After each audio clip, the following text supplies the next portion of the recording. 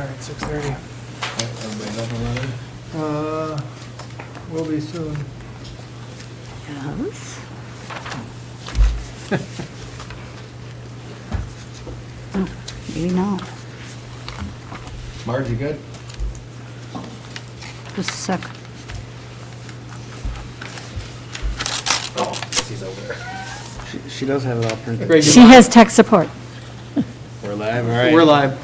And it's 6:30, so we're gonna go ahead and get started. So we'll go ahead and get started with the Okay, meeting I tonight. think I'm good. With call to order. With roll call, please. Deb Bailey, Here. Mark Jorgensen, Here. Tony Platt, Here. John Crowe, Here. Lisa Kansas, Here. Pat Freeby, Here. Gary Spillman, Here. Ron Tedder. Here. All right, join me in the Pledge of Allegiance. I pledge allegiance To the flag of the United States of America and to the republic for which it stands, one nation, under God, indivisible, with liberty and justice for all.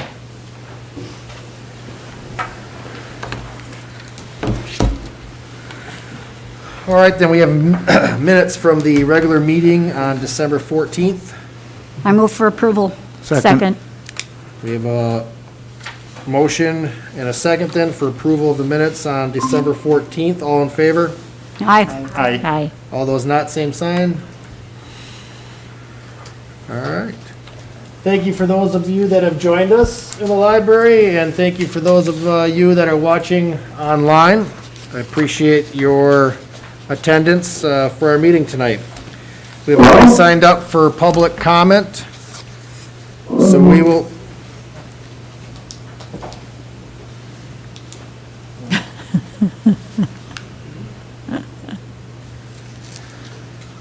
We'll move on in just a second.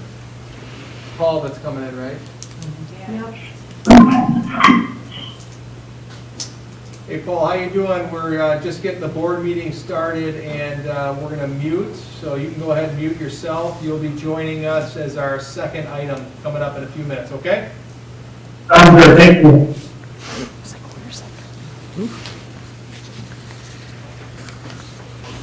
All right. So as I was stating, we got nobody for public comment, so we'll move on to announcements. The board may reconvene into closed session per Wisconsin Statute 19.85, paren 1, paren C, considering employment, promotion, compensation, or performance evaluation data of any public employee over which the governmental body has jurisdiction or exercises responsibility, specifically to discuss specific employees, administrator contracts, and the superintendent's contract. The board will reconvene into open session for the possible transaction of business and adjournment. All right, thank you, Joanne. That brings us to the agenda. Any corrections or motion for adoption, please? I move to adopt the agenda as presented. Second. We have a motion and a second then to adopt the agenda as presented. All in favor? Aye. Those not, same sign. All right, we have an agenda then to move forward. We will start with 9.1, which is School of the Month presentation. Don Smith Learning Academy.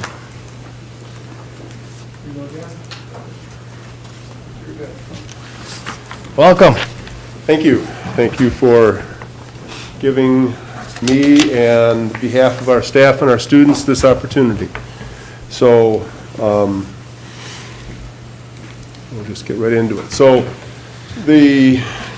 all of you are aware of this, but I still feel like it's because we're so different from every other school in the district that I just feel like it's important to put this out there that what DSLA is. And that is, we are the alternative learning program that serves the BDUSD students for whom regular education did not work out well for one reason or another.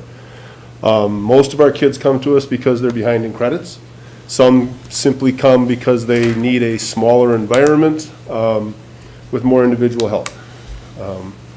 And this year we have both a morning and an afternoon session. We are primarily seniors and super seniors with a few juniors. We do still have a night school 2 days a week on Mondays and Thursdays this year. Since we're all virtual on Wednesdays, we shifted our night school from Wednesdays to Thursdays. So that goes till 6 o'clock, so They just barely beat me out of our building on my way over here this evening. So with the School of the Month presentation, we're always supposed to relate back to our school success plan. Our school success plan this year had 3 primary parts.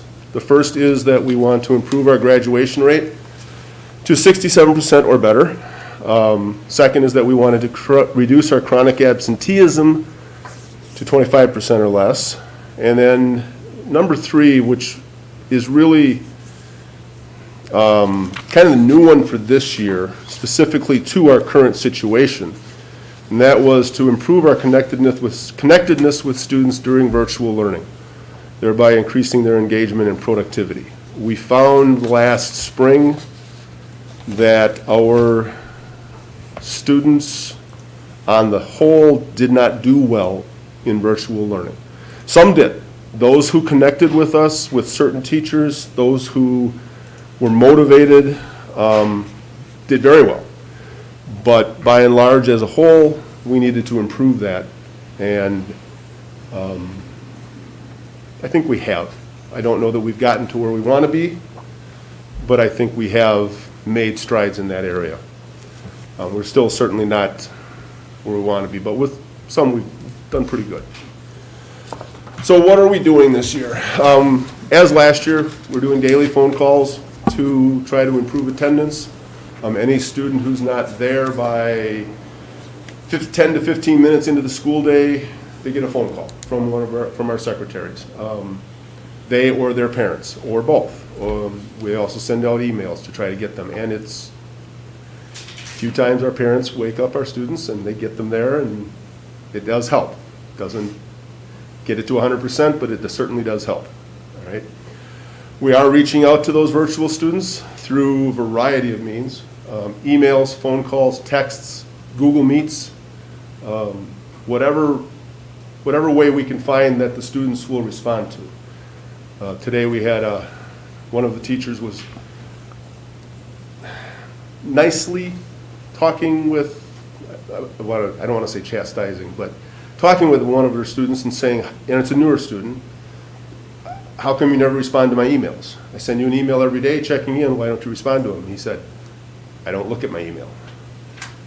So he said, here's my phone number. If you text me, I'll look at it. Okay, so starting tomorrow, he'll get a text instead of an email. So we need, and that's been one of the challenges, is to find the way that our students respond. And each one of them's different, and we got to work on that. And we've done, like I said, we've made good strides in that area. More needs to be done. We still do progress reports every week. Our students get a report every week. Every parent of seniors get a report weekly from the student's advisor. We don't send one to the parents of our super seniors because they are adults, unless they have unless the parent has specifically requested and the student has given permission. And I think right now we have one of those.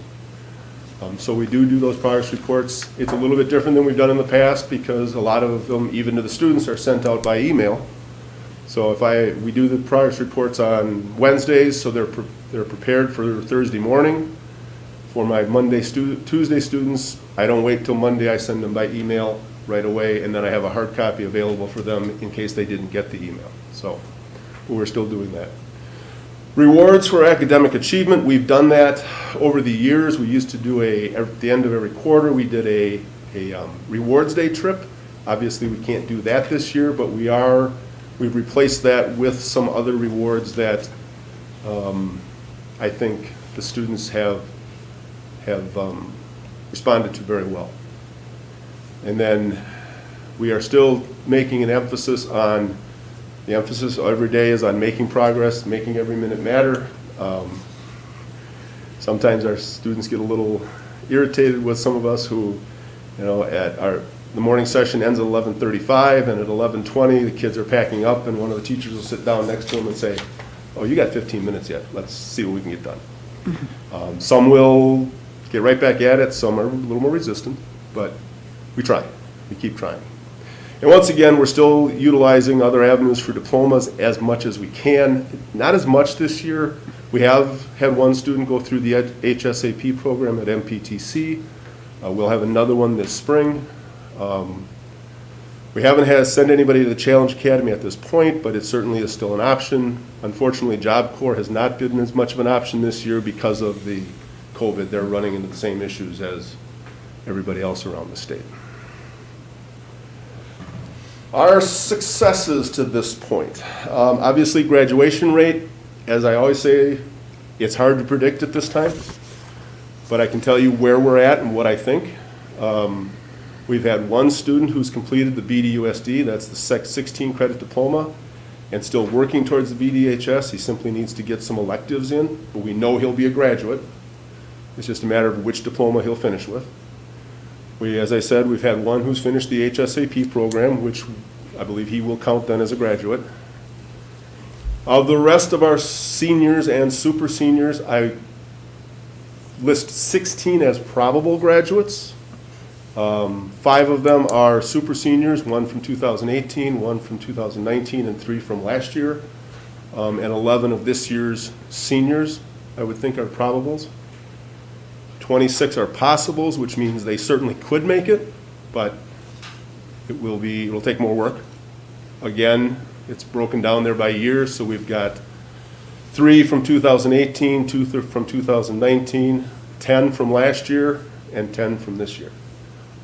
And that doesn't include, we expect to be bringing in about 10 new seniors in the next week or so from the high school, and that doesn't include them. So the difference between probables and possibles, young man this morning asked me, can I still make it? And I said, well, yes, but can and will are 2 different things. I said, looking at the credits that you still need, you certainly can still make it. Whether you do or not is really going to depend upon how hard you want to work, because it's doable. I said every year I am amazed by some students at how much they get done, especially in the second semester. I said, and every year I'm disappointed in some students who I thought would graduate who don't make it. I said, so it's up to you which category you end up falling into. And I hope, based upon what he did today and what he's done the last couple of weeks, even over Christmas vacation, I hope within a month I could move him from the possible to probable categories, because he's done a nice job. A month ago, not so much. So it kind of goes back and forth. So our behaviors and student management stuff at DSLA this year have been wonderful. Our kids have been great. A part of that's because there's only half of them there at a time, because we're in the hybrid situation. They've been very focused. Any of that kind, it's been wonderful. And I hope that continues through the second semester, because it makes my life a lot easier.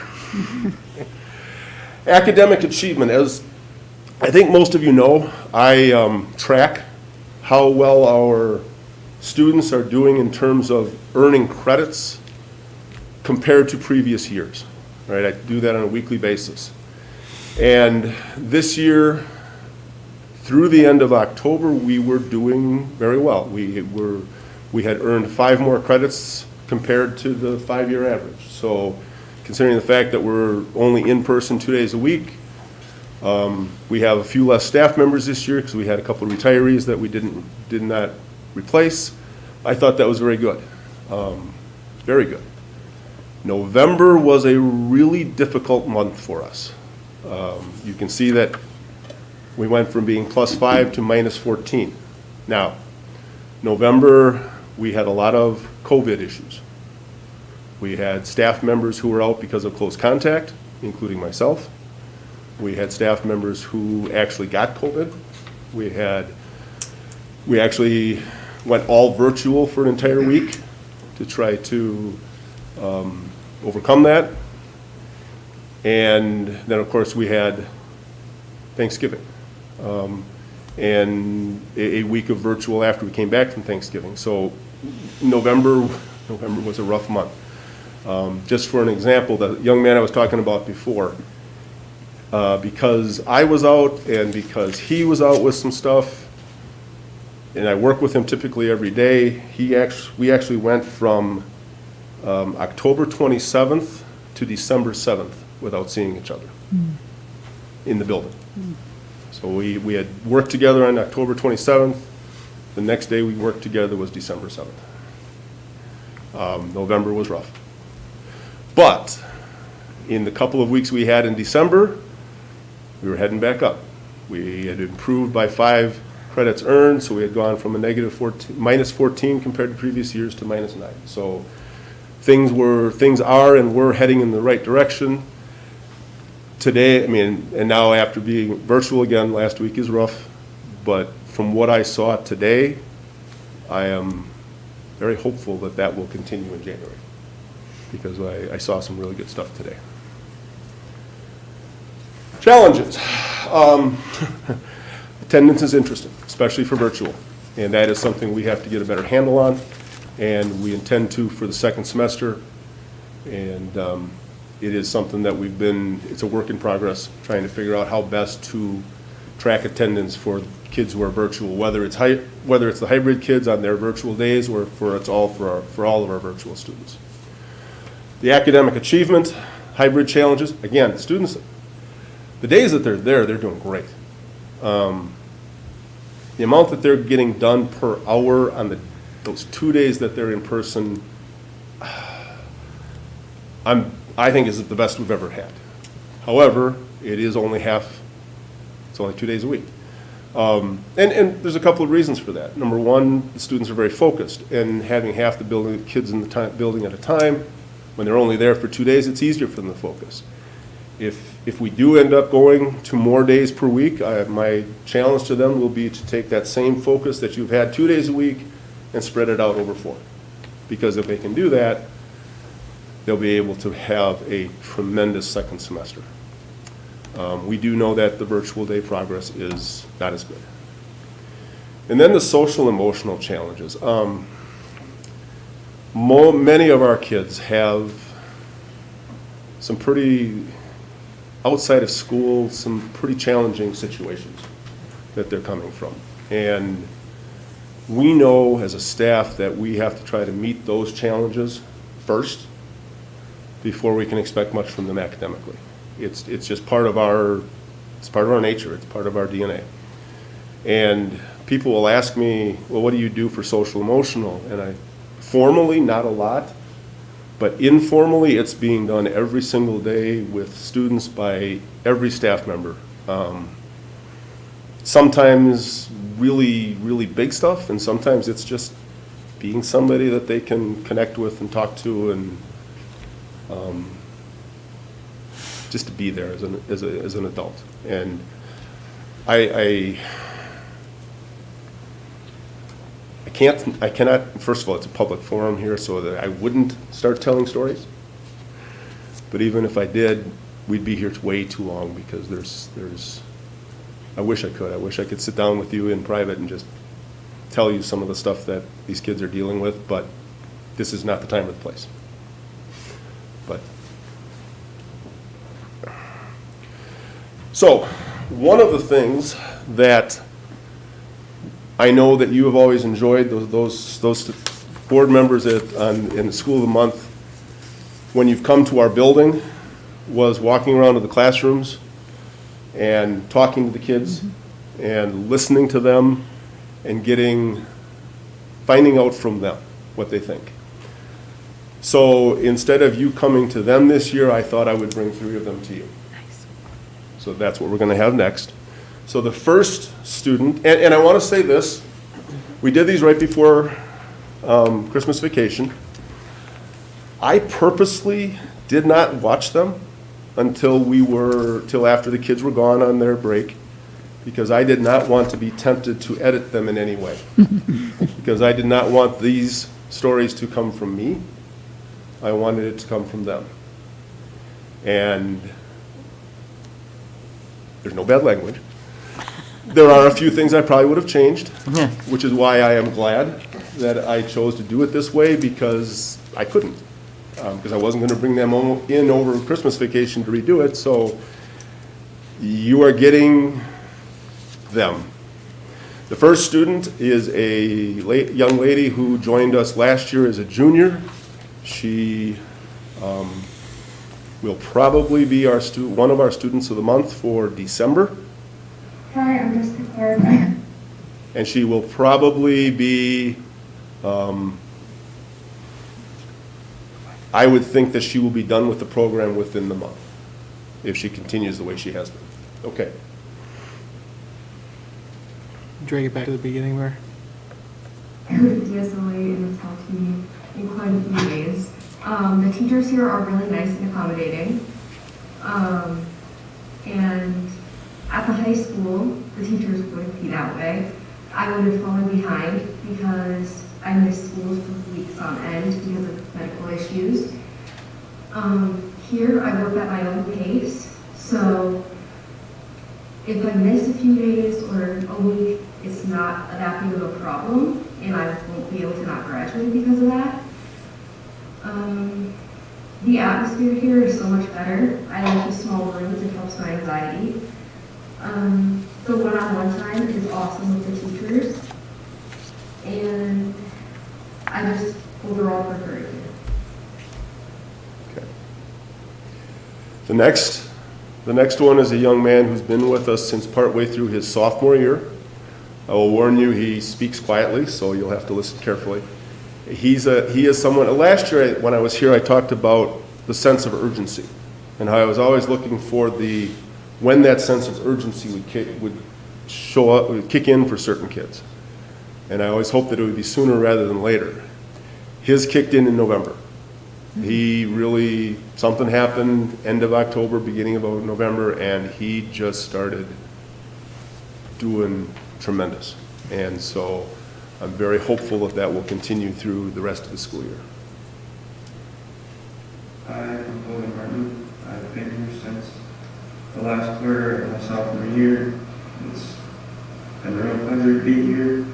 I find it easier to be here than it is down at the high school because of the smaller class sizes, the more meaningful connection between the relationships between the teachers and the students, and I'm not afraid to ask for help. I find it a lot easier to get more stuff done here than I would have done at the high school. The last one is a young lady who is new. She is new to the district this year. She attended a different high school last year, sort of. She'll actually mention that. She really didn't attend last year for reasons that she'll talk about. I first heard her name in the summer. It took us until the end of October to get her enrolled because we had to do some verification of residency. But once she got in with us, she's done very, very well and was our student of the month for November. And like I said, she'll talk about herself and some of the challenges that she has faced. My name is Morgan Miller, and I'm actually student of the month at DSLA. DSLA has been a great school for me because this year I started off rough because I lost both my parents, and then over the summer I found out that I was going to be expecting in the year 2021.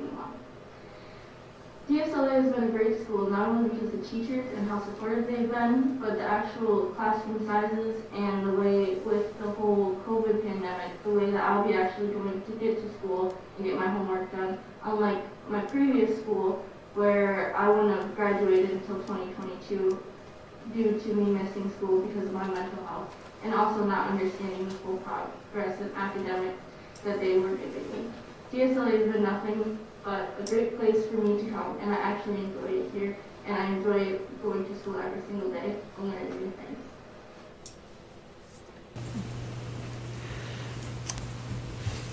Okay. And the last thing is, I just want to say thank you to the board and to the entire Beaver Dam community for all the support that you've given this program over the years. On behalf of the entire staff, both those who are there now and those who have been there in the past. Some of you have given that support for a couple of years. Some of you, I actually went and looked at the plaque that's in our hallway. Some of you have given it for quite a bit longer, because your names are on the plaque. So whether you have given that support for 2 years or 22 years, or more, or anything in between, thank you. We appreciate it very much, and thank you.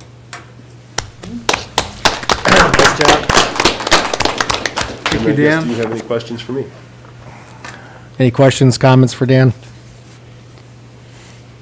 Dan, I just want to say thank you for the presentation. I've always liked going to see the school and talking to the kids directly, but at least this did give us a little bit of that interaction here. It seems like, are the numbers that you have in school this year actually more than you've had in the past? Actually, they're down a little bit. Okay. Because we knew that we were going to have fewer rooms available. Oh, okay. The actual 9-12 or this, because we knew there were some changes possibly in the works, we didn't bring in sophomores this year. Okay. We tried to limit juniors. And so we're very many seniors, and then we probably have more super seniors in the program. We don't see them all every day. Again, they're all adults. They have to make those kinds of decisions. So as far as bodies in the building on a daily basis, it's probably less. Okay.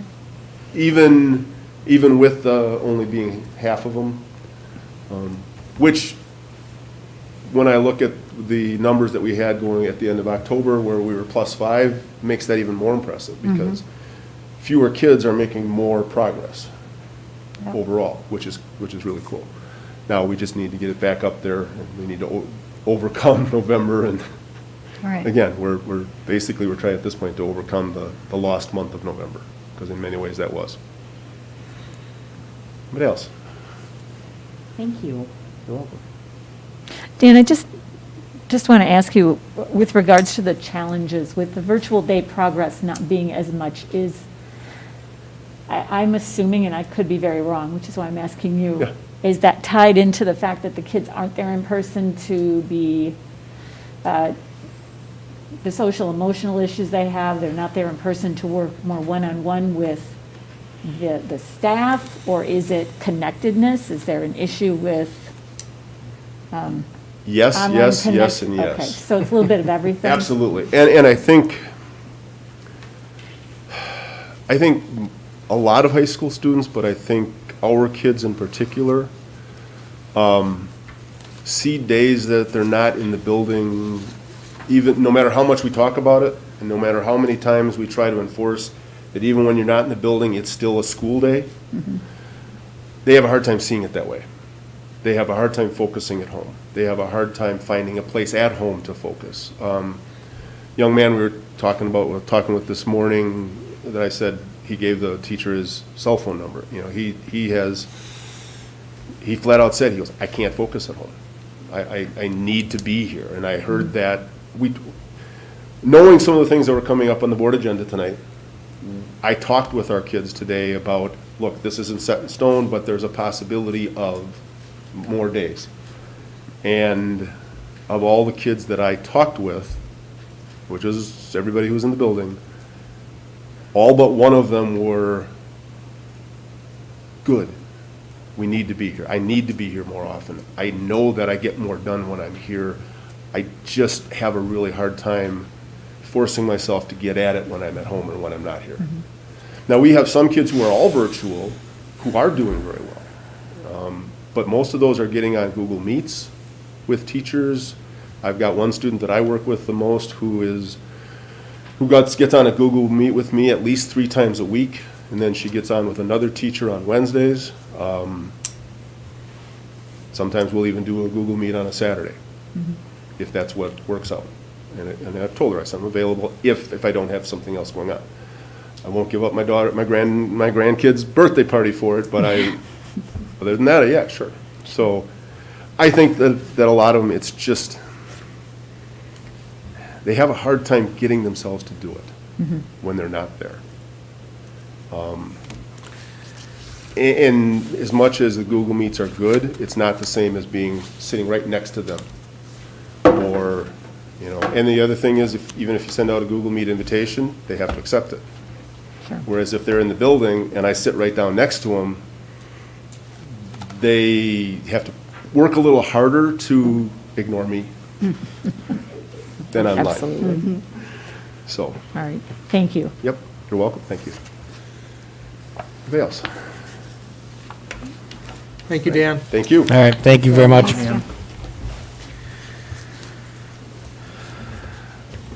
That'll move us on to 9.2. We have an audit report. We have somebody joining us virtually.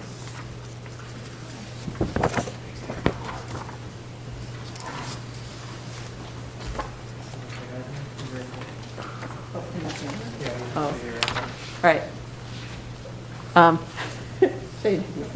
Sure. All right. Giving the presentation tonight will be Paul Franz from Baker Tilly. He's a partner there, and he kind of helped run our audit this year. So he will give you some findings and a high-level report on this year's audit.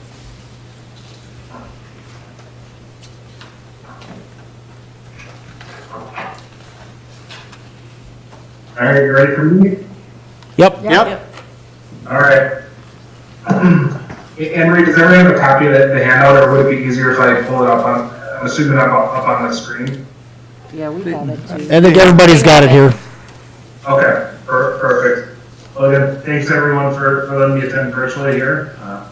It's good to join you this way. Quick handout to go through, but prior to this, tonight you should have received two bound documents or two PDF documents, one of the financial statements and one of what we call an audit results letter, or similar to the communication of those charged with government management that you would have received in the past from me. Our objective was to express an opinion on the financial statements of the district, and we've done so in that financial statement document. We've issued an unmodified opinion, also known as a clean bill of health, the highest level of assurance that you can receive from your external auditors, and ultimately the outcome that you're looking to hear. What that unmodified opinion tells you is that all necessary financial disclosures have been made within that financial statement document, that all necessary accounting principles have been adopted and applied consistently between years. And again, that all numbers within that document are not materially misstated. So again, clean bill of health and the outcome you're looking to hear.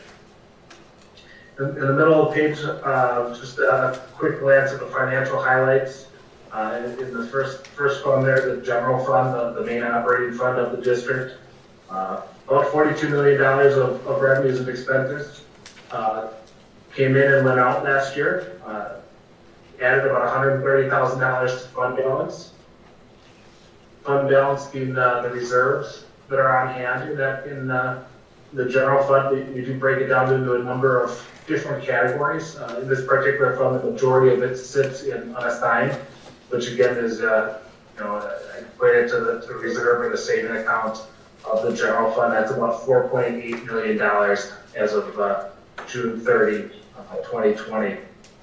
So it's about 12-13% of your expenditures in a given year. We look for that to be somewhere between 10 to 25%, so a very healthy fund balance position in your general fund. Moving to the right, the other funds, your special education fund, about $7.8 million of revenue and expenses run through that fund. You then have your debt service fund. That pays the outstanding long-term debt of the district. You have $2.1 million of fund balance in that fund that's available to pay down outstanding debt. And next column, your capital project fund, about $3.6 million of fund balance. The majority of that fund makes up unspent bond proceeds as of June 30th. So I'm certain that if we were to look at the financial records today, that number is likely less as we've continued to spend down on that debt that was issued. The last column represents a number of non-major funds. This will be your donation fund, your food service fund, your community service fund, all rolled into that. And those combined three funds have to about $1.3 million of fund balances of June 30, 2020.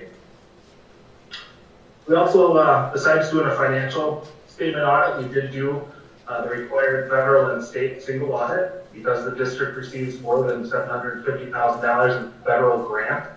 That requires you to have a federal and state single audit where we look at the various grants and how they were spent. So that work was done, completed, and one big grant finding that we identified related to some reporting that we'll work with management on to address moving forward. Lastly, the audit results letter. In this document, this houses some required communication that we need to have with you as the governing body. We list out and detail out the accounting principles that we evaluated and implemented with management's assistance this past year. We also list out and detail out our analysis over accounting estimates to determine and confirm to you that they were clear, neutral, and non-biased, meaning that they were appropriately reported within the financial statements and gathered by management. There's a section in there that talks about disagreements with management, and if we had any, we would have heard about them long before our meeting tonight. We received nothing but cooperation from Anne Marie and Elaine and their support staff as we navigated the audit process and, living in the virtual world that we have for closing in on 10 months here. By the time the district's audit rolled around, we had a very good process in place to ensure that we did everything that we needed to, and Anne Marie and Elaine were great to work with and navigated that environment very well with us with the software, the access that they were able to provide, and quick response time and all requests. So just much appreciated all the time and effort that management provided and gave to us. Lastly, in that letter, we list out any non-attest services that we provide to the district and why that's important. Is at the end of the day, I can't give you the opinion that we have unless I can determine that I'm ultimately independent from the district, and I'm happy to say that I was and am, and that you received an unmodified opinion. So with that, I'd be happy to take any questions that you may have for me. Any questions, comments? I just have one question. I see that there might be some accounting changes relevant to Beaver Dam School District going forward, especially something in regard to leases and things like that. And you have recommendations on that for Anne Marie to follow or have discussions on? Correct, yeah. So in that audit results letter, there's a section labeled informational points and kind of trends and what's coming down the line. There are two prudent GASBs that we'll work with Anne Marie on, one being the GASB 84 that relates to the fiduciary funds. So this would be your student activity funds, Fund 60, and working to evaluate if reporting those as Fund 60 should continue. I think if you remember, we likely talked about this last year. GASB came out and allowed a pause on GASB 84, given the COVID-19 environment, and so we'll work with management to make sure that that's implemented appropriately for the next audit. And then GASB 87 focuses around leases, and we'll work with management. We've got a little bit of time on that one yet, but we will certainly be in the forefront of discussing before we implement. Great. Thank you. Any other questions, comments?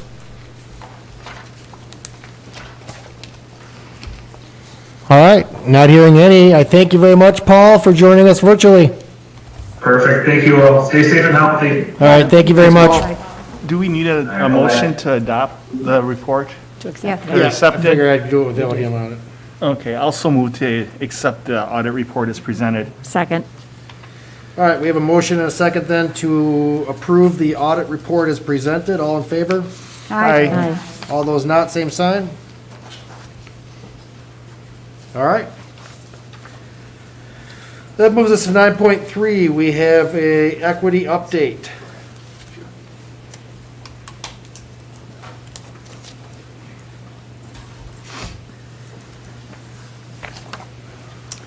Good evening. Good evening, good evening. Good evening. Thank you for the opportunity to share a brief update on our efforts to ensure educational equity here in Beaver Dam. As we begin, I want to highlight and ensure that we all have an understanding in ensuring that this work, educational equity, is not an initiative, not a checklist, not something we do then move on from. It's not something that stands alone. It's a part of everything that we do. All of our students deserve to feel safe. All of our students deserve to feel respected and valued. All of our students deserve the highest levels of learning that we can offer. Therefore, ensuring educational equity must be built into our daily operations, our beliefs, and our actions. It must be deeply embedded in who we are and how we operate. In order to achieve this, we must always ask the right questions, deeply reflect on the answers we receive, and take the appropriate actions. Not just at the school board level here, but with every team and with every educator or other individual serving the sensational students of Beaver Dam Unified School District. I feel very strongly that we're on a great journey, but we must keep these efforts at the forefront of our work, all of our work, and that's what we're doing tonight. In 1 week, on January 18th, our country will honor, again, Dr. Martin Luther King Jr., so I think it fitting to borrow a few of his words from 1965 at a commencement speech at Oberlin College. The time is always right to do what is right. So with that, I would like to get into some of our particulars. But again, I want to reiterate the idea that this is ongoing work that is involved in everything that we do. With that being said, our definition of educational equity, there are several definitions that you can find. The one that is provided for you tonight is the one that we're using to guide our work. It's from the Wisconsin Department of Public Instruction, the closest educational institution to us in this matter. Here, educational equity means that every student has access to the resources and educational rigor they need at the right moment in their education across race, gender, ethnicity, language, disability, sexual orientation, family background, and/or family income. In other words, educational equity is about guaranteeing an education for every child that enters our doors. This work is also highly connected to the work from the strategic plan. You can see these are the belief statements from the strategic plan, and while I won't read all of them, you can see that the wonderful founders of the strategic plan and the belief statements had equity in mind. Just on my own, in a quick glance through, all the bold statements lead directly to educational equity.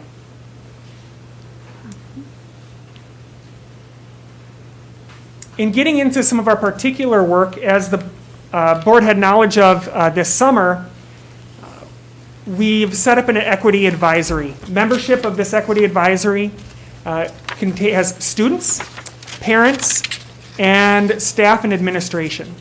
There was an initial meeting in the fall, in the first term, October in fact, that brought this team together to get initial thoughts and feedback on how Beaver Dam Unified School District can achieve educational equity and continually do better, celebrate what we're doing and continually do better.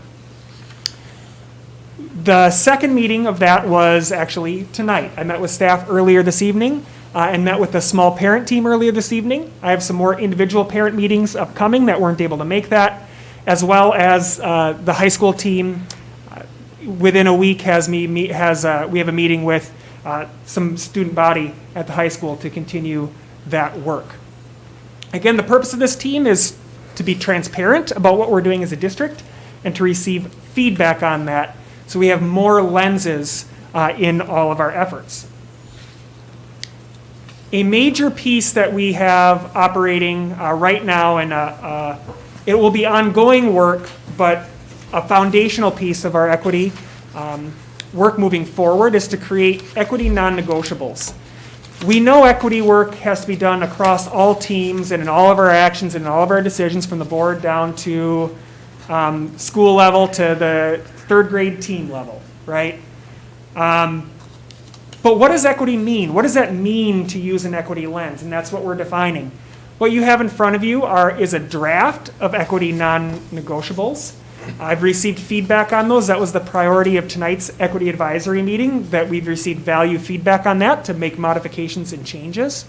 But you can expect by the end of the year that we would have kind of an endorsed draft or an endorsed version of equity non-negotiables to operate from. And again, those would be under continual revision as we learn. Those would become a static one-time document that becomes an ongoing backbone for what we do within equity. Some examples that you can see there, the third bullet from the bottom, instructional materials, that's heavy in the teaching and learning part, right? Instructional materials, curriculum, and instructional strategies are culturally responsive, and they ensure that all students feel respected and represented. So that's an example of one of our non-negotiables. Another one being the third bullet from the top, something that I think people that have worked with me found I'm pretty passionate about. It ensures that all students receive grade level instruction or higher, and students are proportionately represented in the core of teaching and learning. That part about grade level instruction or higher, meaning we have to find ways to make sure all students are achieving where they should be. We have to intervene, we have to provide supports, we have to provide the right resources to ensure that that happens with every student that enters our building. Another highlight in our equity update is a city partnership. I appreciate the city inviting Mr. DeStefano and myself to a meeting to learn about the equity efforts of the city of Beaver Dam. They provided feedback that they found in their focus group and in their interviews to the school district, things that we can learn, perceptions of the school district or particular instances in the school district that we can have conversations about. But what I'm really excited about, not only that is of high value, but I'm really excited that we are in partnership with the city, who has a vested interest in making sure that Beaver Dam is known, not simply through an advertising campaign, but is known as a place that is great for anybody to move to, anybody to work in, for students to come to, that everybody in Beaver Dam will be accepted and valued and treated fairly in the community. So I look forward to updating you on future actions there. Some actions that we're working on in 2020, 2021, so this school year, include the equity advisory that I updated you about, our ELL team, especially if you're on teaching and learning. You've heard a few little updates there. There will be formal recommendations or a kind of a result of an ELL team coming to the TNL in February to enhance and improve upon our services. We're currently reviewing our response to intervention model that looks at academic and social emotional behavioral interventions for students that aren't being successful. Continued implementation of our professional learning community or PLC model. That's the model where we're asking teachers to be on teams and collaborate with each other and make sure that we're problem solving together, we're monitoring data together, and we're finding solutions together so that no student, so that more minds are working to help all students. School development of collective commitments. The school board will hear more about this, but one thing that a lot of schools, I would probably say most schools across the country or probably world do, is they say they commit to excellence, but schools and staff don't sit down and identify the behaviors and actions it takes to make that happen. And that's the idea of collective commitments, is our teachers and our administrative teams, our building leadership teams in the buildings, each building is identifying with the backdrop of some best practice, what do we have to commit to in each building to realize excellence for all students? Those will be brought forward in May. Our ELA curriculum review is ongoing, but throughout that process this year, and in the last year as well, we've taken, using an equity lens and evaluating resources, and I'll highlight at the end of this presentation the K-5 review that we've currently in, where we've landed on. We feel very strongly that the new K-5 resource, Into Reading, will provide students with both mirrors, meaning they will be able to see themselves no matter who they are in what they read, but we will also have windows, meaning students can see other cultures, they'll learn more about the world, as well as the students around them through the texts that they're reading. School environmental study. This was action earlier this year. I pulled some resources together and I took a walk in all of our buildings with the administrators, and we came up with some very tangible things that we could do to make our buildings more welcoming for families and for students. This goes from signage, talking about dual language and signage. Do our secretaries have the training and know how to work with families that call and don't speak English, with making that a positive experience rather than kind of fumbling, around, trying to find resources with best of intentions, right? Are students represented, and is their work represented in our hallways and across the building? So that's a sample of some things we talked about in our environmental study. It seems very low level, but if families can come into a building and again, see themselves, see their students' work, feel like they're heard, that goes a long way to developing trust and relationships. And then we're currently reviewing our staff evaluation plans. The Teaching and Learning Committee will know more about that, but we're looking at how does our staff evaluation, which is really coaching of staff, how do we marry in some of the equity practices to ensure that those two are working together and not against each other.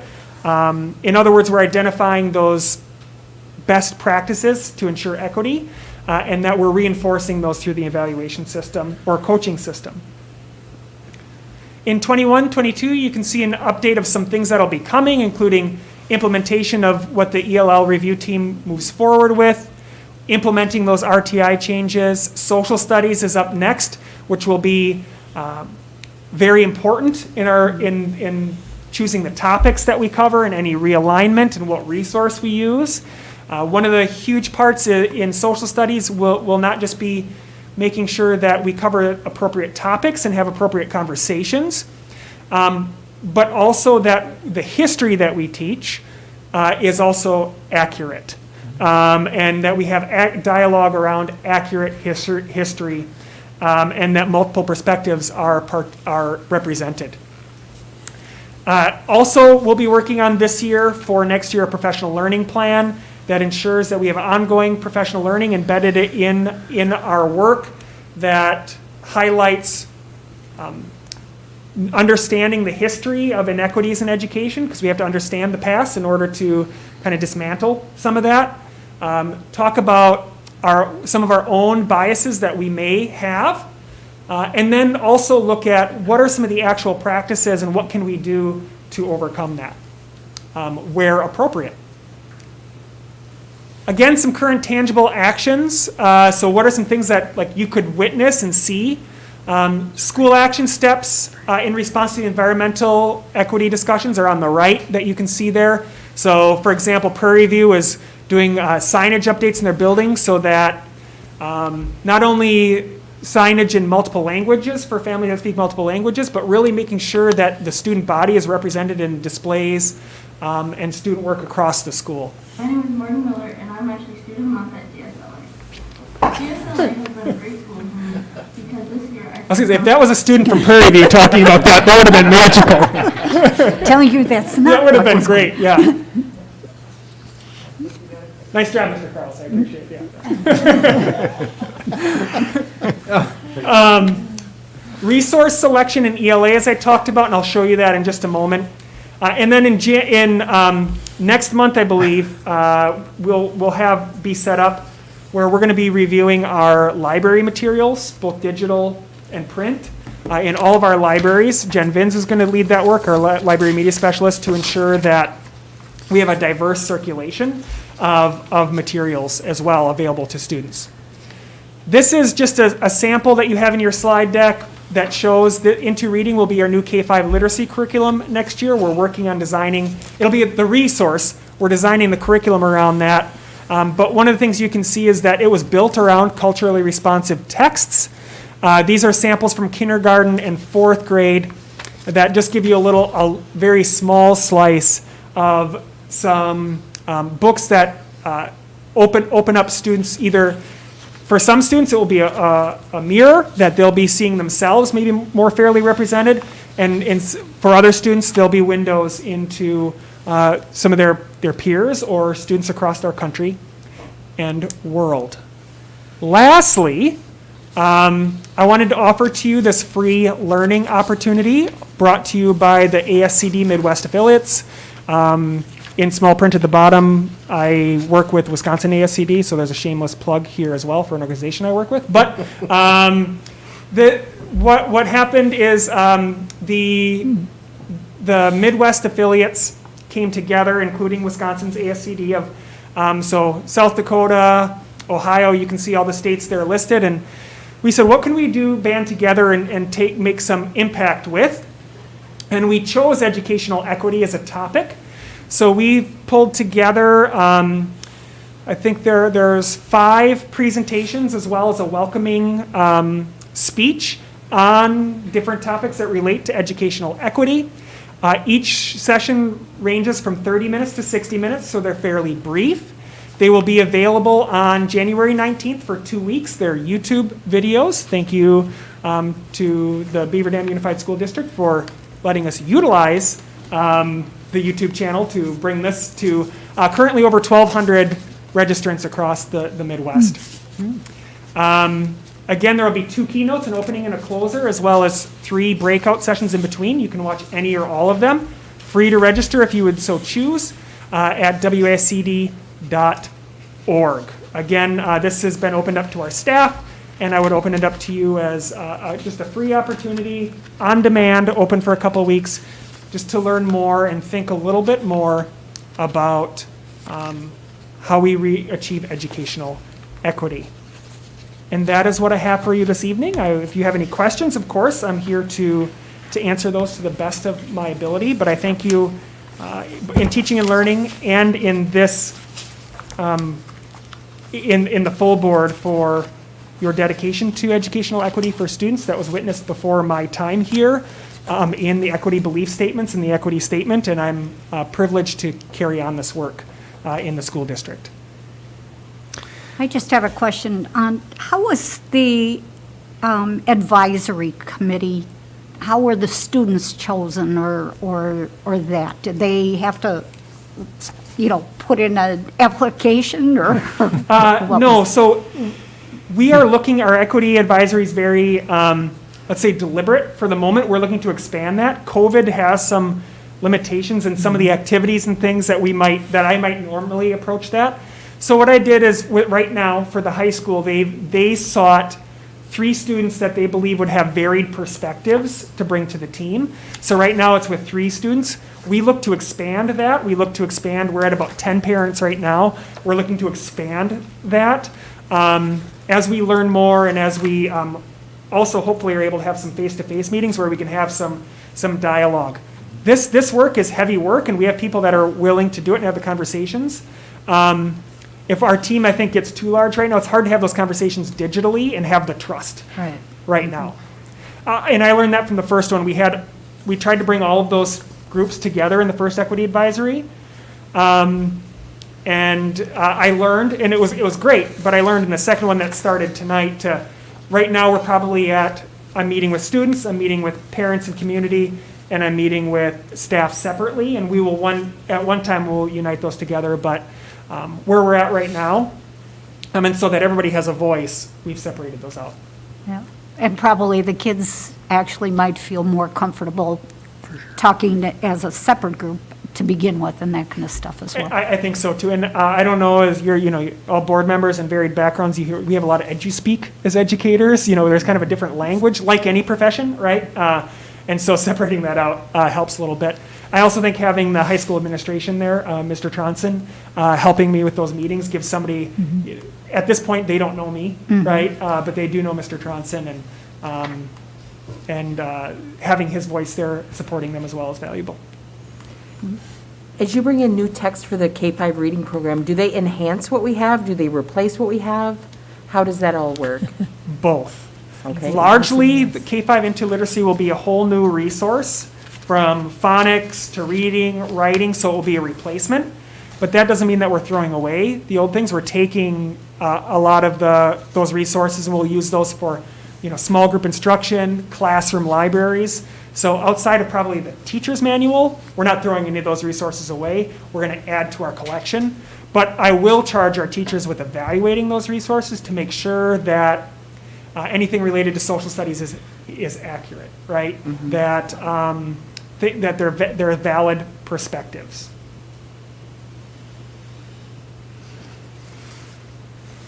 Any other questions, comments? One more question. I know you had up there the responses that the schools have had, or what we have for signage and things like that.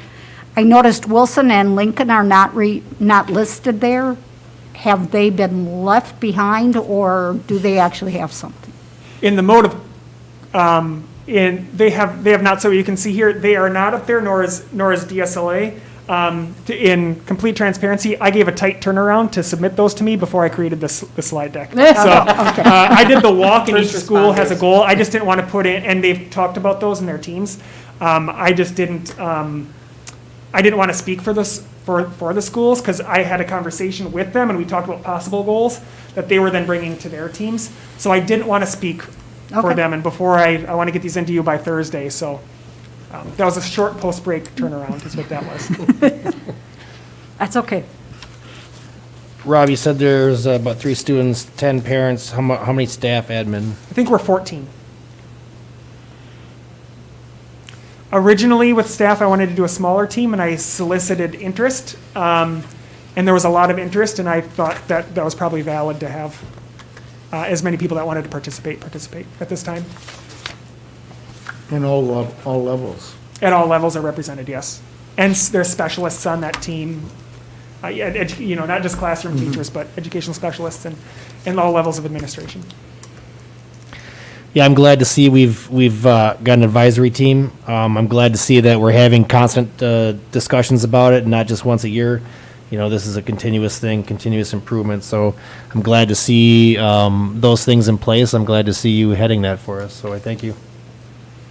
Anything else?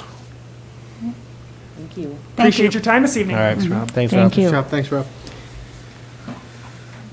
All right, 9.4, open enrollment, space availability, 21-22. You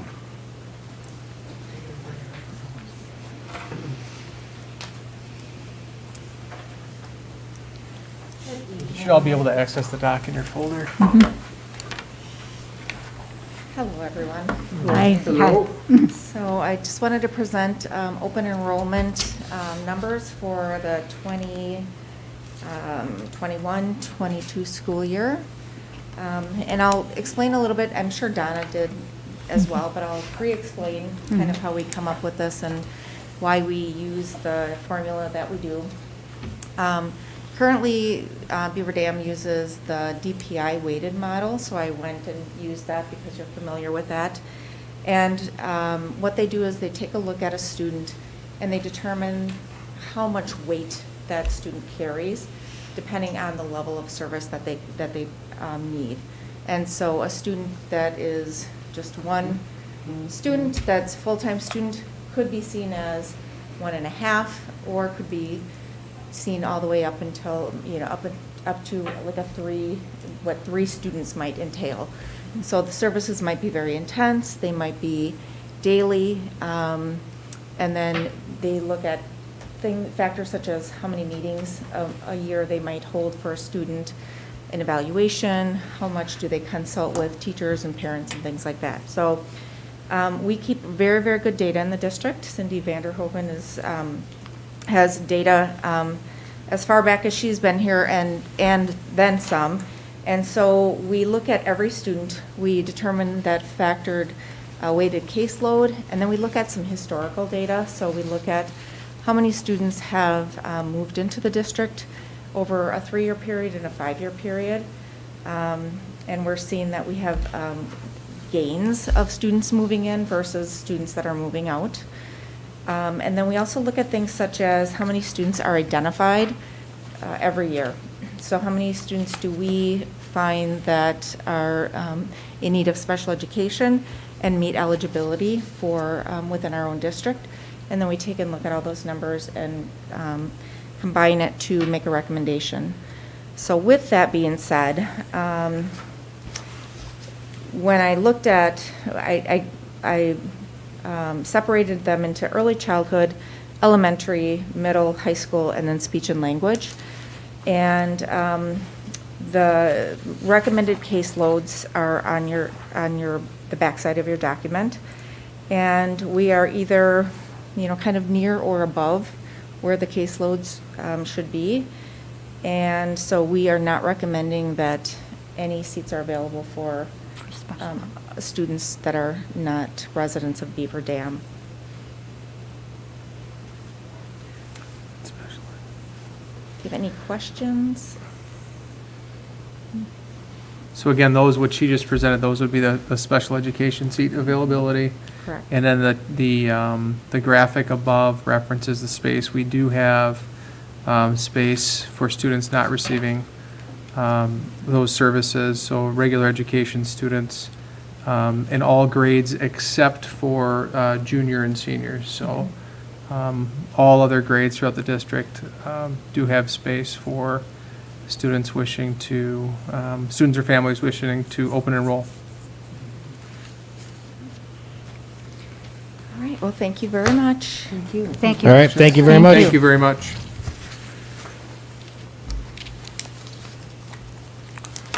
So do we need action on this one? Yes. Oh, we do, sorry. Yeah, we do. Thank you.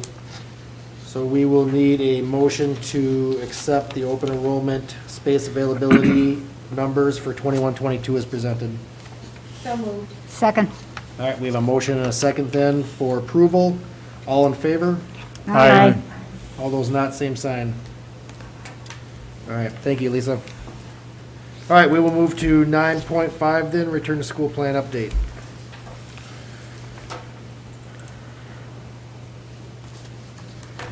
All right. Well, we're here again, talking about how things are going. So hopefully some good news and some exciting conversations to have.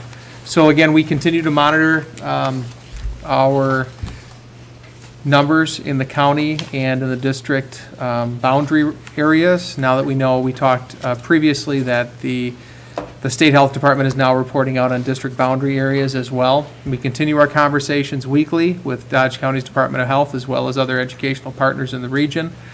Right now in our district boundary, our daily increase as of last Friday was, the average daily increase was 7.14 cases in the district boundary. Again, that's not in the district itself, but that's in the entire boundary area.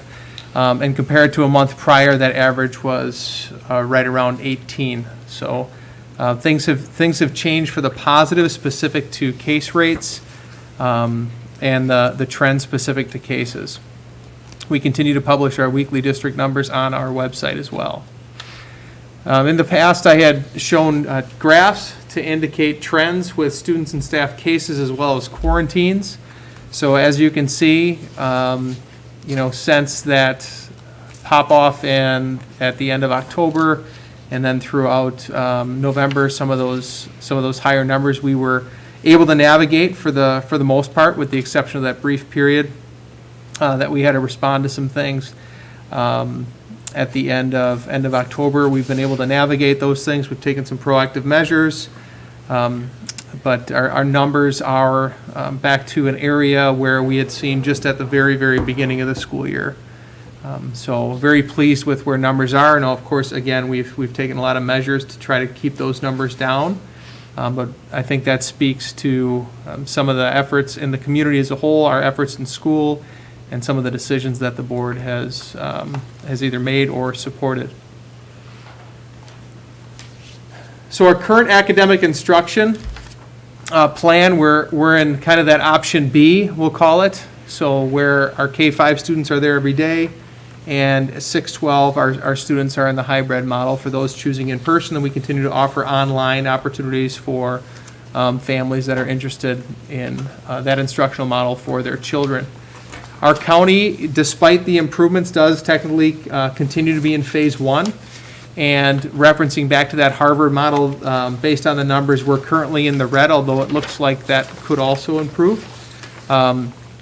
What's interesting to note relative to phasing and metrics, and we reference certain metrics as well, but the county, although we're going to hear later on that they are supporting some of the adjustments that I'm going to be recommending, they're not going to go back and redo or look at metrics. The state's not going to do that either as far as the phasing and what identifies a particular phase. What we've seen is that we had early identification of certain phases, metrics that were tied to that. And now, knowing what we know, there's been conversation whether or not some of those metrics should be adjusted to reflect or categorize different phasing. We do not sense that that will happen. Their primary focus at this point in time is trying to get vaccines distributed to 1A and then eventually that 1B group. So that's where their energy is, not redefining phasing. So based on our current plan, local metrics, conversations with the county health department, I'm going to be proposing, and I'll give more context to this in a moment, that we adjust our instructional plan to expand to in-person opportunities 6 through 12 to 4 days a week for all in-person students. So currently in the hybrid model, it's really 2. So we'd be looking to expand that to 4 days a week. K-5 would remain 5 days a week. We have already had and will continue to garner feedback from a lot of different people, various stakeholders. Early on in some of this consideration, probably I think that'd be about a month ago, we had surveyed our families at that level, and 80% of the families that have children in person, 6 through 12, through the hybrid model, indicated that they would support a move to 4 days a week. Specifically, I believe that percentage was, about 86% of the families at the middle school level and about 81% of the families at the high school level indicated that they would support that move. We've spoken with, and staff have been provided multiple opportunities for feedback and to share perspectives. Building leadership teams have met with both principals and some of our directors regarding concerns, sentiments, thoughts, feedback, etc. And our return to school plan and steering team also engaged in some open dialogue regarding the prospect of this adjustment. And our district leadership, including some of the board members, met with our BDEA to talk a little bit about some concerns, questions as it relates to the prospect of shifting to 4 days a week of in-person 6 through 12. So regardless of what happens relative to a recommendation to make this move, I realize that the board could modify, adjust, or otherwise. We're going to continue to have the conversations we have had. Moving forward, there's been a perpetual need and demand to basically polish based on what we learn, what we know, new insights. So we're going to continue that. Our staff advisory and parent advisory teams are meeting later this week. So we will continue to talk about how things are going, things that possibly people wish us to address, insights that they have, perspectives around this, and of course there's several other topics not just associated with COVID that we need to talk about with those groups as well. The middle school and the high school are going to continue to have their weekly staff check-in meetings. Basically, that's another perpetual feedback loop. Those are informal opportunities for staff to check in, meet with the administrative team at least once a week, and express questions, concerns, ideas, and that's happening on a weekly basis, and that will continue. Of course, our building leadership teams and all of our staff, if the board were to support this move, there will continue to be, over the coming weeks, some things that we will need to do to just prepare for that adjustment, and our leadership team, staff, and the administration will work cooperatively to do the very best we can, as they have done throughout the year. And then, of course, we're going to be continuing our collaboration with the health department. So I think the opportunities are pretty obvious. I think we've known that all along, but I think they're very significant at this point in time. as we see the numbers that we have, as we look at some of the support and insights that we do, we clearly have an opportunity, Dan even spoke to that, to really engage our students more and further enrich their learning experience. We also have a great opportunity to connect more social emotionally with all of our students, so we're definitely looking forward to that. And we know that by doing this, by spending more time with those students, we gain a distinct advantage in helping actualize increased instructional outcomes for those students moving forward this year. Of course, there's hesitations as well. There's hesitations about prospects of what will happen with some of the class sizes, social distancing, what does that look like, the potential risk of spread. And there's considerations that we have to plan for, the logistics around lunches, some of the room sizes and some of our buildings, particularly at the middle school, probably aren't exactly ideal. While the majority of them do work well, there's a couple of unique situations that the administrative team will have to work through relative to logistics, supporting the staff, maybe adjusting some of the cohort layouts, et cetera. And then cleaning and sanitation. That's one of the most significant things that we can do, is keep up with those practices. We talk about personal hygiene and personal protective measures, whether it be masking, hand washing, et cetera, but then also keeping those high touch points clean, hitting the bathrooms as often as we can, and really making sure that we're doing a good job of staying on top of things during the day. So relative to some of those concern areas or prospective hesitations, class or cohort sizes would average around 20 students, grades 6 through 12. That would be an average, so honestly, the majority of them would trend slightly under that number. And of course, you have exceptions that are significantly under that number. And those numbers could ebb and flow a little bit, because we're going to continue to honor, to the very best of our ability, different family needs, demands, otherwise related to virtual versus in-person. But that would be the average. Our middle school and high school would continue to operate in a reduced transition schedule. So they continue to operate moving through 4 periods a day instead of 8. So reducing those transitions reduces the amount of movement, reduces the amount of interaction our students have with other students in one given day or with other staff. Our middle school is going to be able to continue their cohorting of students, whereby essentially the students have been identified to be in a cohort similar to what we'd see at an elementary. And then our teachers are moving to serve those different cohorts throughout the day. All students in person in this, with this recommendation, will be required to attend for the 4 days. So if a student's family is choosing in person for that student, they will be expected to be there for the 4 identified days, which are Monday, Tuesday, Thursday, and Friday.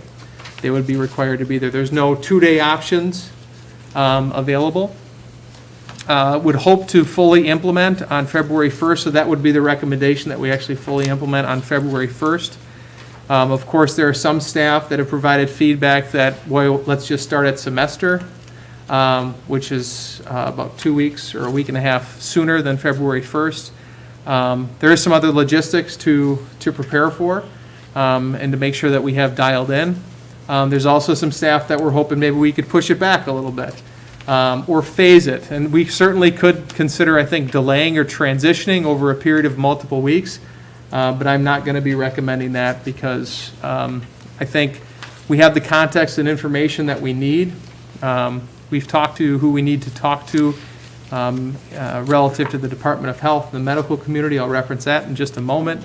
And I think that this is an opportunity for us, and I think we're ready to give it a go. And the further we get into that second semester, I think some more challenges could present themselves rather regarding this particular effort.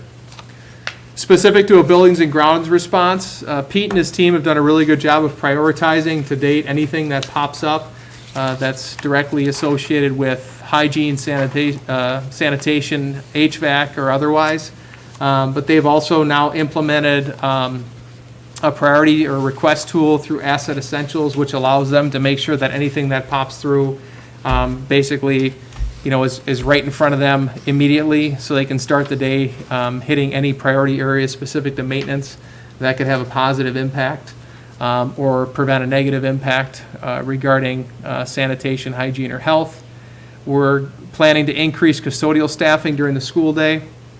So Nicole will be working with Pete on making sure that we reallocate some staff at the middle and high school level to swing down some of their hours into that pre-lunch period time through the afternoon of the day to help not just clean those more concentrated areas, but also do additional bathroom cleanings, et cetera.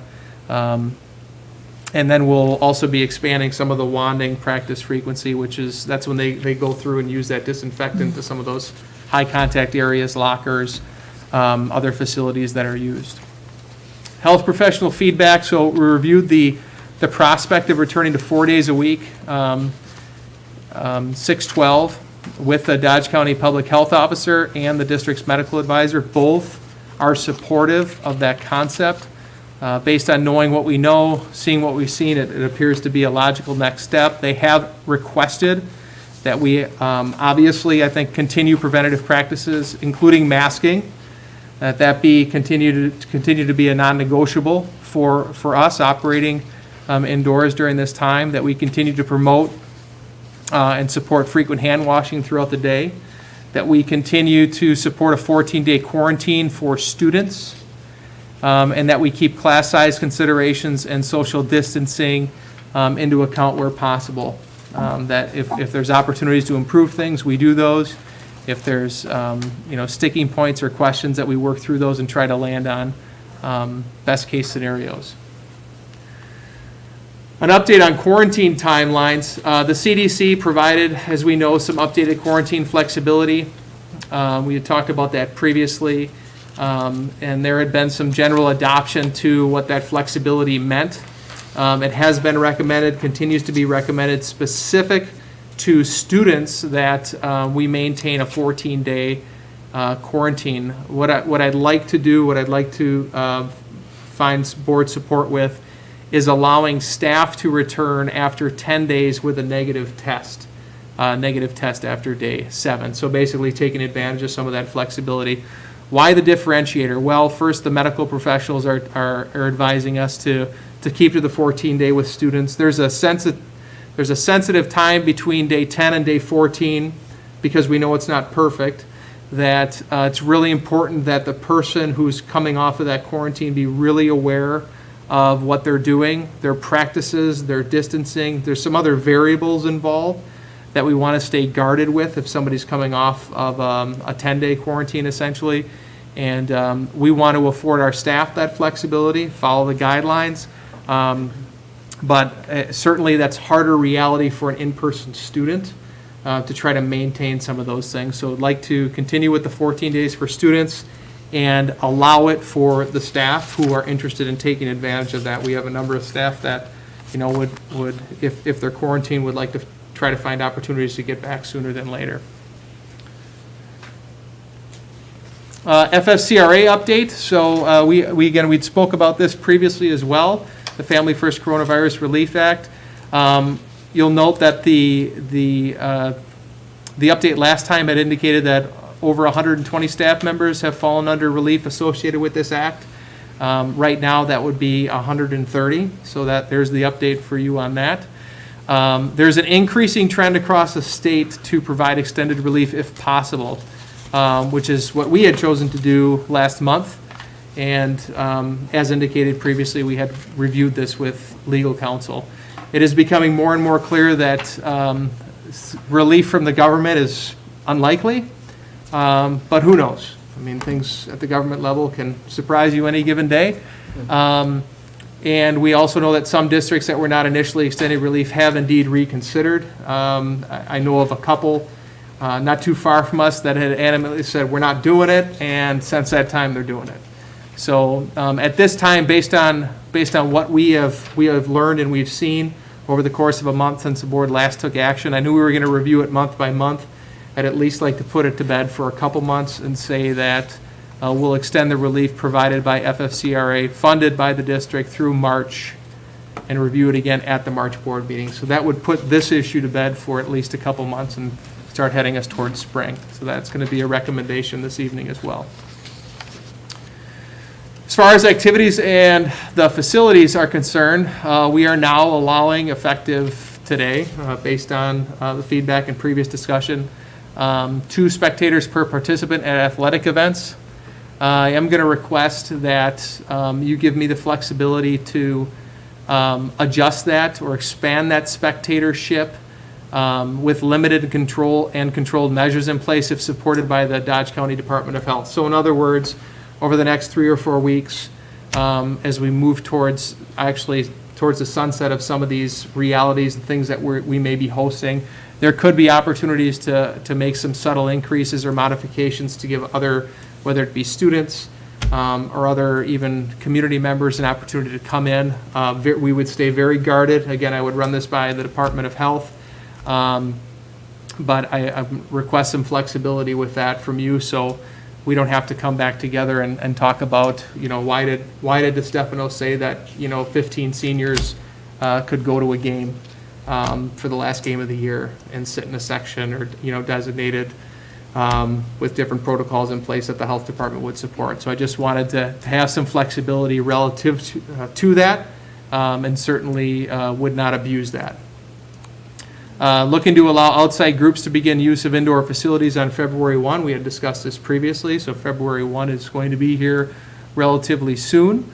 All outside groups, of course, would be required to adhere to our basic preventative protocols, including mask wearing at all times, limited attendance, and social distancing where practical. Melissa Gearing would be emphasizing reviewing those expectations with those outside groups that cannot meet those expectations. So they say they're going to do something, and we find that they're not following that, then we just revoke their access. We anticipate that in February we will have use that could include the Beaver Dam Area Orchestra, Positively Hoops, or other schools for usage in accordance with our own safety protocols, including occupancy restrictions. So in other words, another school could ask to use our facility at night to have an event that they're not able to have. We've actually seen that all across our region. Because we'd be opening up the facilities, we need to keep in mind that we're opening them up. We have certain protocols that we'd have in place, protective measures that people would be expected to follow, but we're not going to be able to designate which groups are able to use it if they meet the standards and guidelines. And if there's a fee associated with it and they pay for it, then they can use the facilities. Just a quick message on Fortitude. Could have used a number of words up there, but the bottom line is we need to be really sure that if we move towards this 4-day a week, that we continue to emphasize and promote in the community that we keep doing what we're doing, that we continue to mask, that we continue to take preventative measures. I think now more than ever, when we move into more in-person learning, it's going to be really critical that we stay guarded. I've already talked with the mayor a little bit about this move. We've talked about kind of re-upping some of our collective messaging in the community as well. It's just really important we stay on top of these things because we're definitely not out of the woods. And if we can keep doing what we're doing so well, then things will continue to get better and we won't have to work through relapse, I guess, of any time. So I'm asking for 4 formal actions. One is that the board support moving into in-person instruction 6 through 12 for all students and the in-person instructional model to 4 days a week, Monday, Tuesday, Thursday, Friday. Requesting the board support the district holding to a 14-day quarantine for all students through the end of February. Requesting that the board approve the extension of the relief provided by FFCRA funded by the district through March, and then requesting permission to expand spectatorship with limited and controlled measures in place if supported by the Department of Health in Dodge County. Questions, comments? I do have a question. Can you just review why we're talking about, as we expand student contact, we're talking about 4 days and not 5? Yes. So essentially, one of the key factors, really the primary key factor, is we continue to support 25 to 30% of our students through online learning. At the secondary level, at the elementary, if we recall, we have basically almost a separate online I don't want to say school setup, but, teachers that are committed completely to that experience. At the secondary level, our teachers, in most cases, are servicing both in-person and online students. So there are certain things that we need to do relative to following up with, supporting, preparing for, and responding to some of those online needs for at least the 25% or greater. That's one of the key considerations for that. So we're talking that staff works all those days. They're just doing Yes. different work those days. I Correct. just wanted to make sure we made that clear Yes. tonight. Mark, the question that I have is, obviously during the surveys, 80% of the families were interested in potentially coming to 4 days a week. Yes. So 80% multiplied now by the current 75% that's there, puts us at about 60% of people that would actually be in person, and maybe 40% of the people that they might be in person right now 2 days a week, but they really will now go virtual because they don't want to be here 4 days a week. So are we prepared for that influx of virtual students if we went to like a 60-40, 60% in person and 40% virtual? Are we prepared for that variance to what we currently have virtually? I don't think it would be ideal. I think we could respond to that. We don't anticipate that percentage is going to be that high.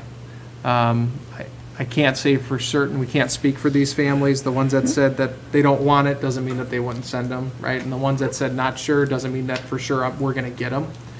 But based on the way things are set up and how we're scheduling, nearly every teacher is going to be charged with serving both students somehow, some way. So hypothetically, yes, we have the capacity to do it.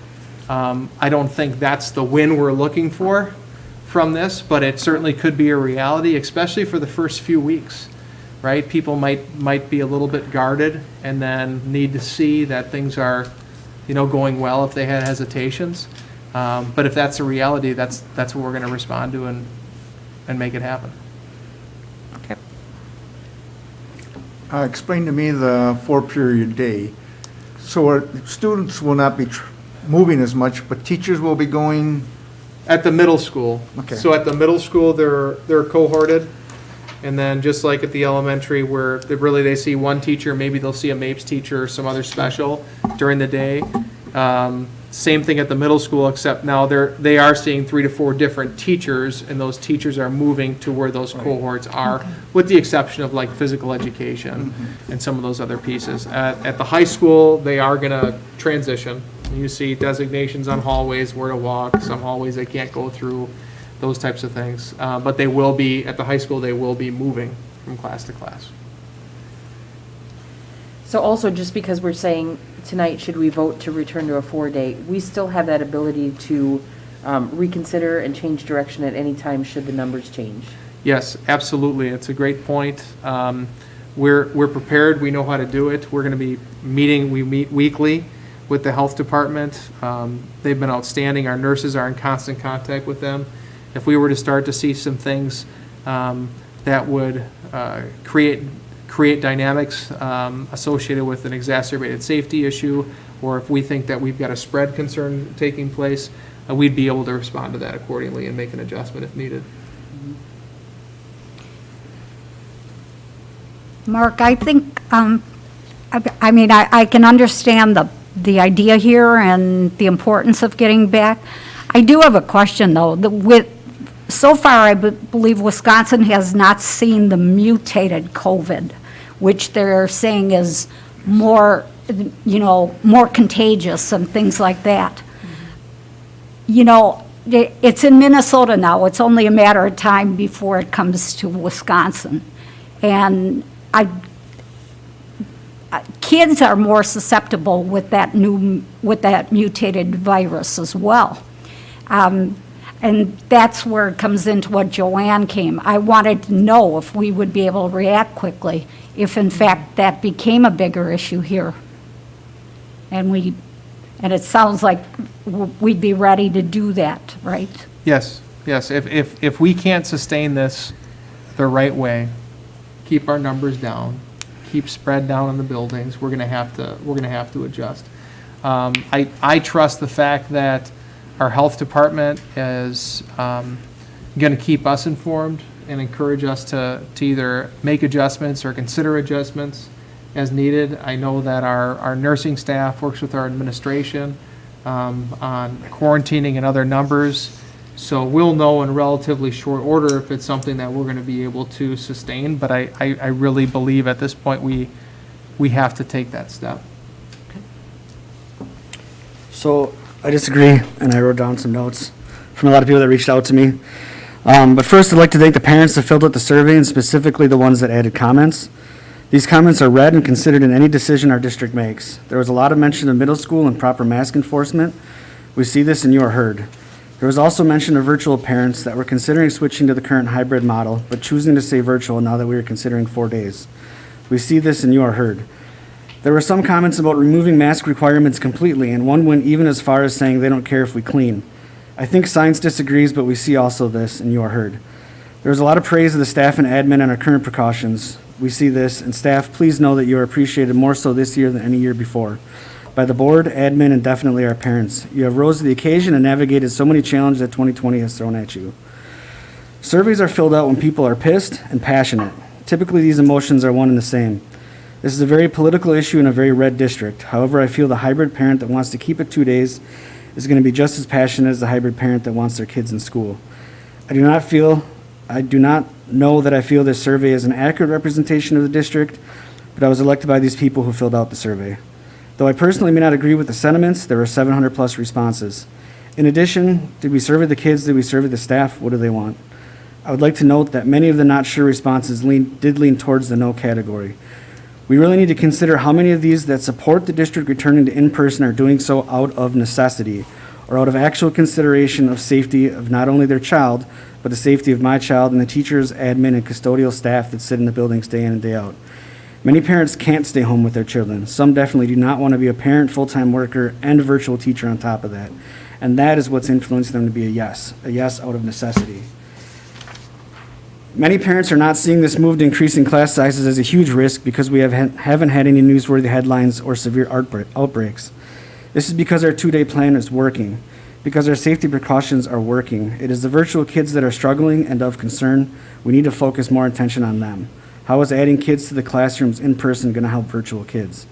I would add that it's actually going to take away from them. Do we think that they're now going to come back because there are more in-person days? I disagree. How many virtual kids will we lose whose parents were considering sending their kids to 2-day in-person, but will now keep them home if we risk 4 days in-person learning?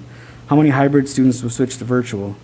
In one big swoop, we're doubling class sizes, hence doubling risk. It is not my intention for this to be a political or idealistic rant, but this directly pertains to our children and their safety. How many grocery stores or Quick Trips have you been to that people aren't wearing masks or aren't wearing them correctly? Dodge County is not ready. We are making this move at peak of flu season, which it is assumed COVID could follow. If people are questioning the effectiveness of masks and social distancing, consider how low the flu statistics are this year. Ask yourself, do you know anybody that got the flu this year? Now I'll ask you again, how many of you know somebody that got COVID, be it mild or severe? Masks, social distancing, and reduced gatherings or crowds are working, and now we're backpedaling on that. For what? For 3 months? 3 more months. We have found an instruction model that, albeit may not be perfect, it is working. We were so precautious, now we are throwing caution to the wind. In closing, as a firefighter and EMT, we were one of the first to receive the vaccinations. I will not receive my second dose until January 20th. I already got it a couple weeks ago, which from there it needs a few more weeks to reach the 94% efficacy rates of preventing COVID-19 illnesses. Educators aren't even on the list yet for dates for vaccination. We need not rush this. What do we have to gain from increasing risk for March, April, and May? It's 3 months that we continue the current model where we're using what is working. What fundamentally changed that we are even considering this? February 1st is too soon to return to 4-day instruction and combining cohorts. Sorry, that was long. Thank you. You got a lot to say. Thank you for sharing that. Other questions or comments? I have a question regarding the use of our facilities, that portion of the proposal, and I'd just like to know a little bit more about how we're going to monitor that groups using it are doing so and following the protocols. In other words, what's our staffing impact, I guess is part of the question. Are we talking specifically to like BDAO, PH, or are we talking about the prospect of another I guess entity? I would reference the examples that you've given us in the. Sure. As far as staffing implications, I mean, I think some of the people that would typically, handle just coordinating the times, et cetera, they're gonna spend time on that. They haven't had to spend as much. They're always spending time on those things, but, and then we're gonna have to have staff, as we always do, but just monitor, check in more on those pieces. A lot of times that's passive checking in from other staff that happen to be in the building, but probably need to be more direct. Haven't talked through that as much, just to make sure we're doing spot checks to be sure people are honoring that. I think some groups might be more susceptible to lapses than others with some of those, but I think, doing those types of things to just keep an eye on the expectations that we have would be appropriate. As far as any other event or otherwise that could happen, again, things that are in line with some of the protective measures that have already been identified by whether it be the county health department, WIA, or otherwise, those entities or those realities wouldn't necessarily require additional staff demand. It would be voluntary. Do people want to make some money to help stand by a door for a particular event or otherwise? And those groups are going to wind up spending money to use the facilities. So we don't see it as necessarily a drain on resources, and it would have to fit into other logistical schedules that we have set up. So Mark, getting, just to piggyback on Bev, so if we have outside sporting groups come in, are we limiting them just to the Beaver Dam kids? Are they going to be allowed to hold tournaments? No, we're not doing any tournaments. We will not allow PH necessarily, for example, to host any tournaments or anything like that this spring. So or this basically, winter. they'll be practicing and scrimmaging against themselves. Correct, for those groups, yes. But the WIA sanctioned teams might be requesting to use a facility, whether that's for a season that's already in place, or whether that's postseason, and we'd like to be able to host some of those events if we're able to. With positively hoops, you said no tournaments. Can they have an outside team? They can have competition? Not here. That's not how it's set up right now. Okay. We're not planning on. They already, to my knowledge, not as intimately involved as I had been previously, but to my knowledge, it sounds like they've already scheduled tournaments in the valley or other areas of the state. Oh, the area, okay. Where they're hosting tournaments. So they have ideas, or they have things tentatively scheduled for those things. My understanding is that they don't have any plans or intention on bringing any groups in for any type of tournaments or competitions. Okay. So Mark, has consideration been given to either stagger the dates of those starts so that they do not line up directly with when our additional students come into the building?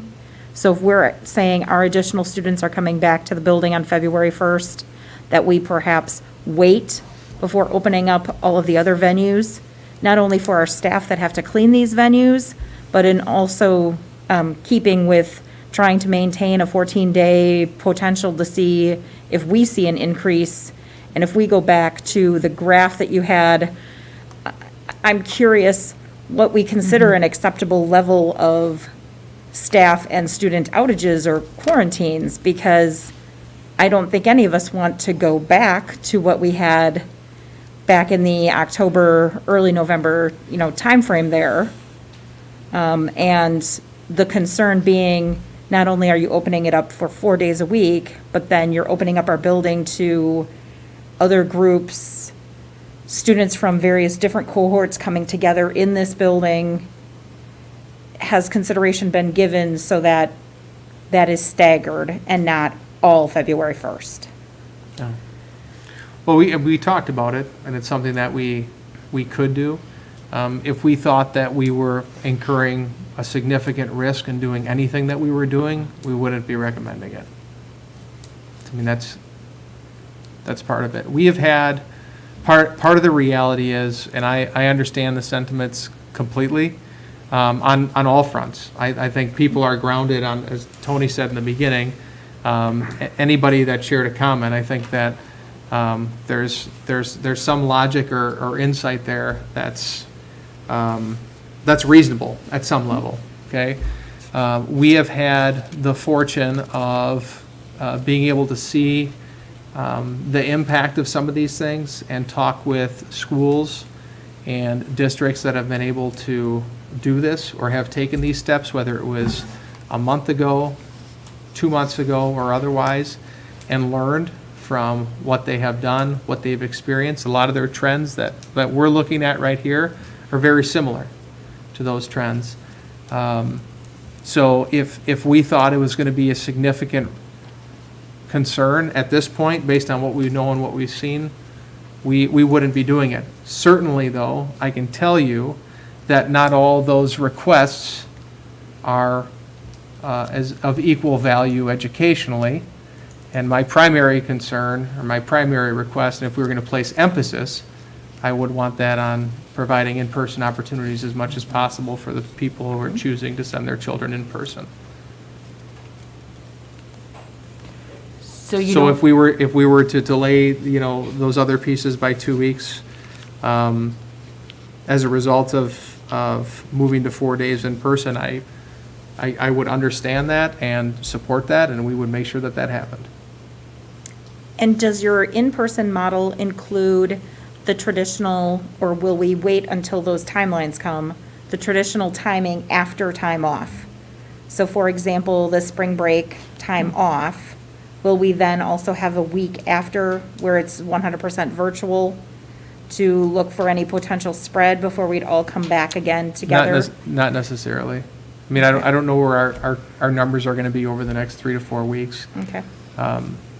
Not anticipating that. We have a tentative calendar. Again, this is a little bit more logistical, administrative, finite details, but we have a calendar that Rob worked with some of the other principals on, identifying days that we have. And right now, after spring break, we do not have those days designated. We have those days designated as in person. Monday, Tuesday, and then the Wednesday after spring break, for example, being virtual.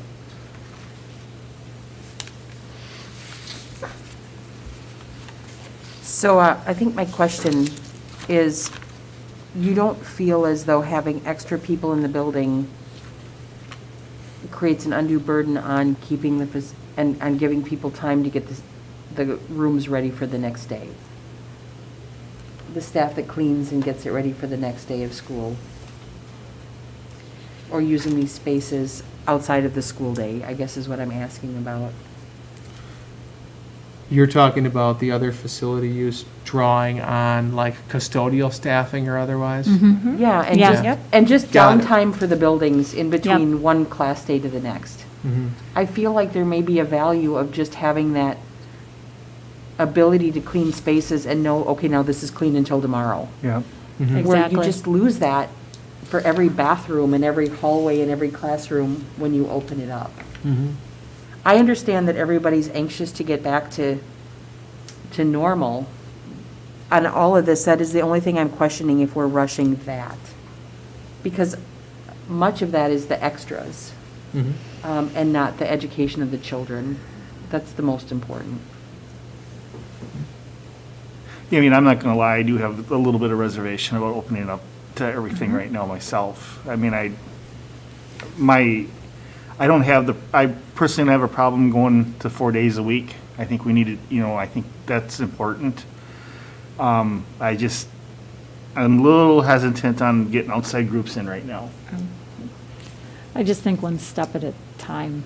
And all we're asking for is a little more time in Yeah. between the next step. And I believe we'd all be comfortable to continue evaluating and moving forward, such as we have already over the last few months as far as making any other additions. In other words, part of my perception about what may or may not happen after spring break is yet to be determined by what's going to happen Sure. in the next month. Yep. And I Or need to so. understand something that you said, because I think I maybe got lost in the middle. You would be able to say no to people, or once you say that the facility is open, you have to allow every group that's going to meet those requirements into the building? If they meet the requirements, we can't start saying Yes this to our group students, but no versus- to other students. Correct. We can say yes to school sponsored activities, but once we open it up to other entities, unless that, it would have to meet some really finite definitions associated with being like disruptive or dangerous outside of the, obviously meeting those parameters. But generally speaking, once you open it up, you've opened it up. As long as they meet the parameters and if they're willing to, if there's a cost, obviously, if they're willing to pay it. Generally speaking, you cannot start picking and choosing which ones you're going to allow to happen. I'm not even worried about the cost as much as just the burden. And it's, Well, I think it's going to be kind of hard to police some of it, too. I think so too. Because we really don't have, you really didn't have much of a policing plan for making sure where they are in the building. Well, I mean, I would certainly be able to put one in place, but I wasn't prepared to talk about that. The policing, Right, that's but- fine. but that's another That's component. completely Yeah. understandable. I think, I mean, I think the idea of, focusing on one thing at a time makes total sense. We did have some conversations about that. It's logical. Again, I would just ask that, if you are going to place, emphasis and priority on anything up there, that I guess it would.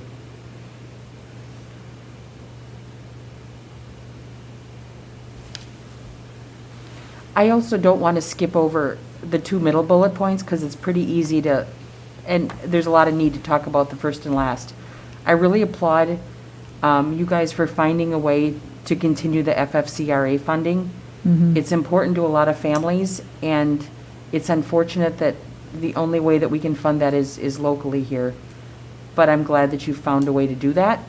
And I also do support the 14-day quarantine for students. I understand that 3 more days is a pain and you're sick of it and been there and it's not fun, but just reducing the chance for the good of all, I appreciate. So I am going to make a motion that we approve the first 3 bullet points of requesting that students move to in-person instruction 4 days a week, effective February 1st, and that the board support the district holding the 14-day quarantine for all students through the end of February. And requesting, and I would also move that the board approve the extension of the relief provided by the FFCRA funding through the district through March. But I am not moving on the 4th bullet point. I would prefer they all be separate. Oh, would you? All right. Yep. Want to amend that? So before we go into that, and I don't have any problem with it doing it separate, so we can make sure that everybody's on the same page per bullet item. But a bullet point 4, I just want to make sure that I believe it's Mark's intention there to allow an expansion of spectatorship at our already existing games that are going on, and not necessarily outside sources. Correct. So where was there was no official approval then for the outside groups using it? Yeah, so what we would be talking about specific to that would be based on, so, I mean, I think you work through these, or the prospect of these first. But based on some of the conversations we've had, and possibly this commitment, we had indicated previously that we had anticipated allowing outside groups to use facilities with protective measures in place on or around February 1st.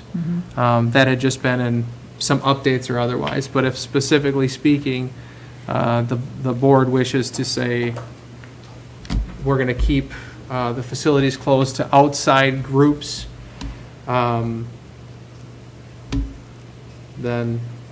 they can do that, and they can do that with a date, or they can, So I think or you can just tell me. based on some of the conversation, obviously, a majority of the board has some hesitancy in opening that space up for outside people. And I'm guessing, maybe just to simplify it a little bit, I'm wondering if as part of the motion, we just state that to not allow outside groups use of the facility at any point prior to, let's just say, a month later. Or our next board meeting, maybe reevaluate it at our next board meeting, maybe. By the next board meeting, we'll have a couple weeks of all in person Yep. if we vote that way. I think Yeah. that's a good time. I think that's reasonable. I know the BDAO was listed on there, and the only reason it was listed is because Rich had been anxious to work with the strings to prepare some virtual performances. We did not expect that we would get back to using the auditorium for a concert until November, when hopefully the vaccine will be there and everything will be open. But our typical April concert, we've already canceled. Yeah. So it wasn't that issue for the BDAO. But if we say that, no, we're going to hold it till, not open it till March 1st or until we review it again, there'd be no issue for us. So, now that I think about this, as long as the whole outside thing is not formally asked on this, I think Mark's got a pretty clear understanding that maybe outside venues should not be brought in until, at a minimum, after the next board meeting. And if everybody's in agreement with that, Mark understands that, I don't think there needs to be formal action there. But I think we do have to notice that, because Yes. it had been mentioned at our last board meeting that February 1st was, and it was emphasized in the newspaper, that would be possible, that outside groups would be able to start using the facilities as of February 1st. Yeah, I think we should. I think it's fine for us to be on. All right, so we'll add that as Duly another noted. bullet item, and then we'll vote on that. Is there any other comment or questions regarding anything that's up here before we go through the bullet point items? Just a clarification, if we're going to vote to move in-person learning for 4 days a week for 6 through 12, and if in fact we find that we're having a real spike, we can change anything that's going on, right? Yes. Or- Right, okay, You have given me the flexibility to be able to do that without the board having to meet. okay. We did that And in the Mark, do you have beginning. a deadline date for families that would be interested then in going virtual if they are currently in person 2 days a week and they would prefer to go virtual? Is there a date by which they have to decide that that's their choice? We have a potential information campaign ready to go that will clarify all those points, and Okay. that communication would start to flow out as early as tomorrow, but no later than Wednesday. Okay. So Chad, then do I need to amend my motion? Yeah, if you, I'll do one. I amend my motion to state that the board would move to support in-person instruction for grades 6 through 12 for all students in the in-person instructional model to 4 days a week, Monday, Tuesday, and Thursday and Friday, effective February 1st, 2021. all right, we have a motion. I'll second it. We have a motion and a second then to approve the first bullet item. And I would like a roll call vote, please. Marge Jorgensen, Yes. Tony Platt, No. John Kraus, Yes. Lisa Tanzer, Yes. Chad Ruby, Yes. Gary Spielman. Yes. Brian Tychesky, Yes. Deb Dillon. Yes. All right, so that motion is approved. Anybody that want to take the second one? Sure, I move that the board support the district holding to 14-day quarantine for all students through the end of February 2021. Second. We have a motion and a second then for the second bullet item. Can we go ahead with a roll call vote again, please? Tony Platt, Yes. John Kraus, Yes. Lisa Tanzer, Yes. Chad Ruby, Yes. Gary Spielman. Yes. Brian Tychesky, Yes. Deb Dillon, Yes. Marge Jorgensen. Yes. All right, and then third bullet item, somebody? I'll move that the board approve the extension of the relief provided by the FFCRA funded by the district through March. Second. Okay, we have a motion and a second then to approve the third bullet item. Roll call vote again? John Kraus, Yes. Lisa Tanzer, Yes. Chad Ruby, Yes. Gary Spielman, Yes. Brian Tychesky, Yes. Deb Dillon, Yes. Marge Jorgensen, Yes. Tony Platt. Yes. So with the fourth bullet point item, with the understanding that this is to expand viewing of already existing sporting events or others, and not necessarily inviting more outside people to use the facility, would somebody like to take number 4? I move we allow the superintendent to expand spectatorship at his discretion with limited and controlled measures in place, if it is supported by the Department of Health. Second. All right, we have a motion and a second then to approve the fourth bulleted item. Roll call again. Lisa Panzer? Yes. Jed Freely? Yes. Gary Spielman? Yes. Brent Justine? Yes. Beth Dilley? Yes. Marge Jorgensen? Yes. Tony Platt? Yes. John Crowe? Yes.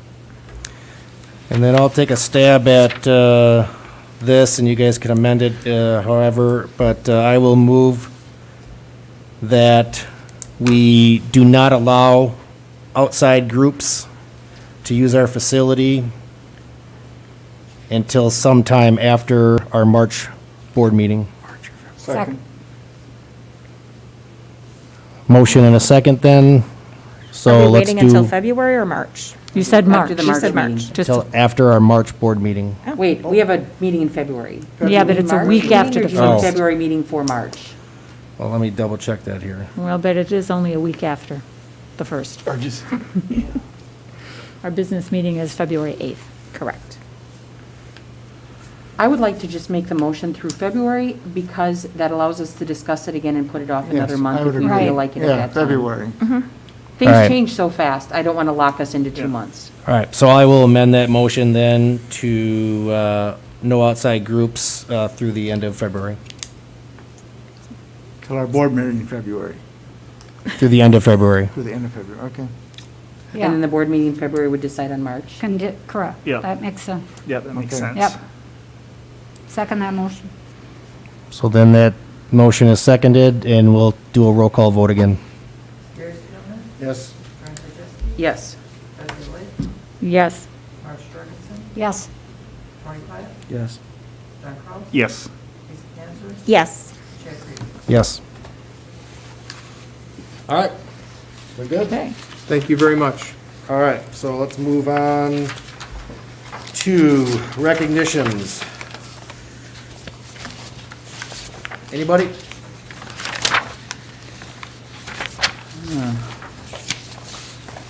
If not, I will go to Mark.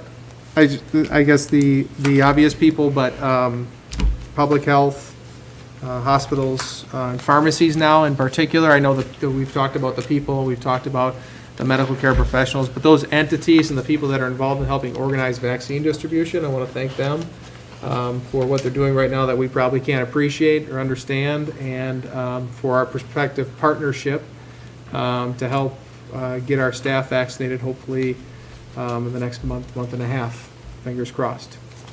So recognizing and thanking them in advance.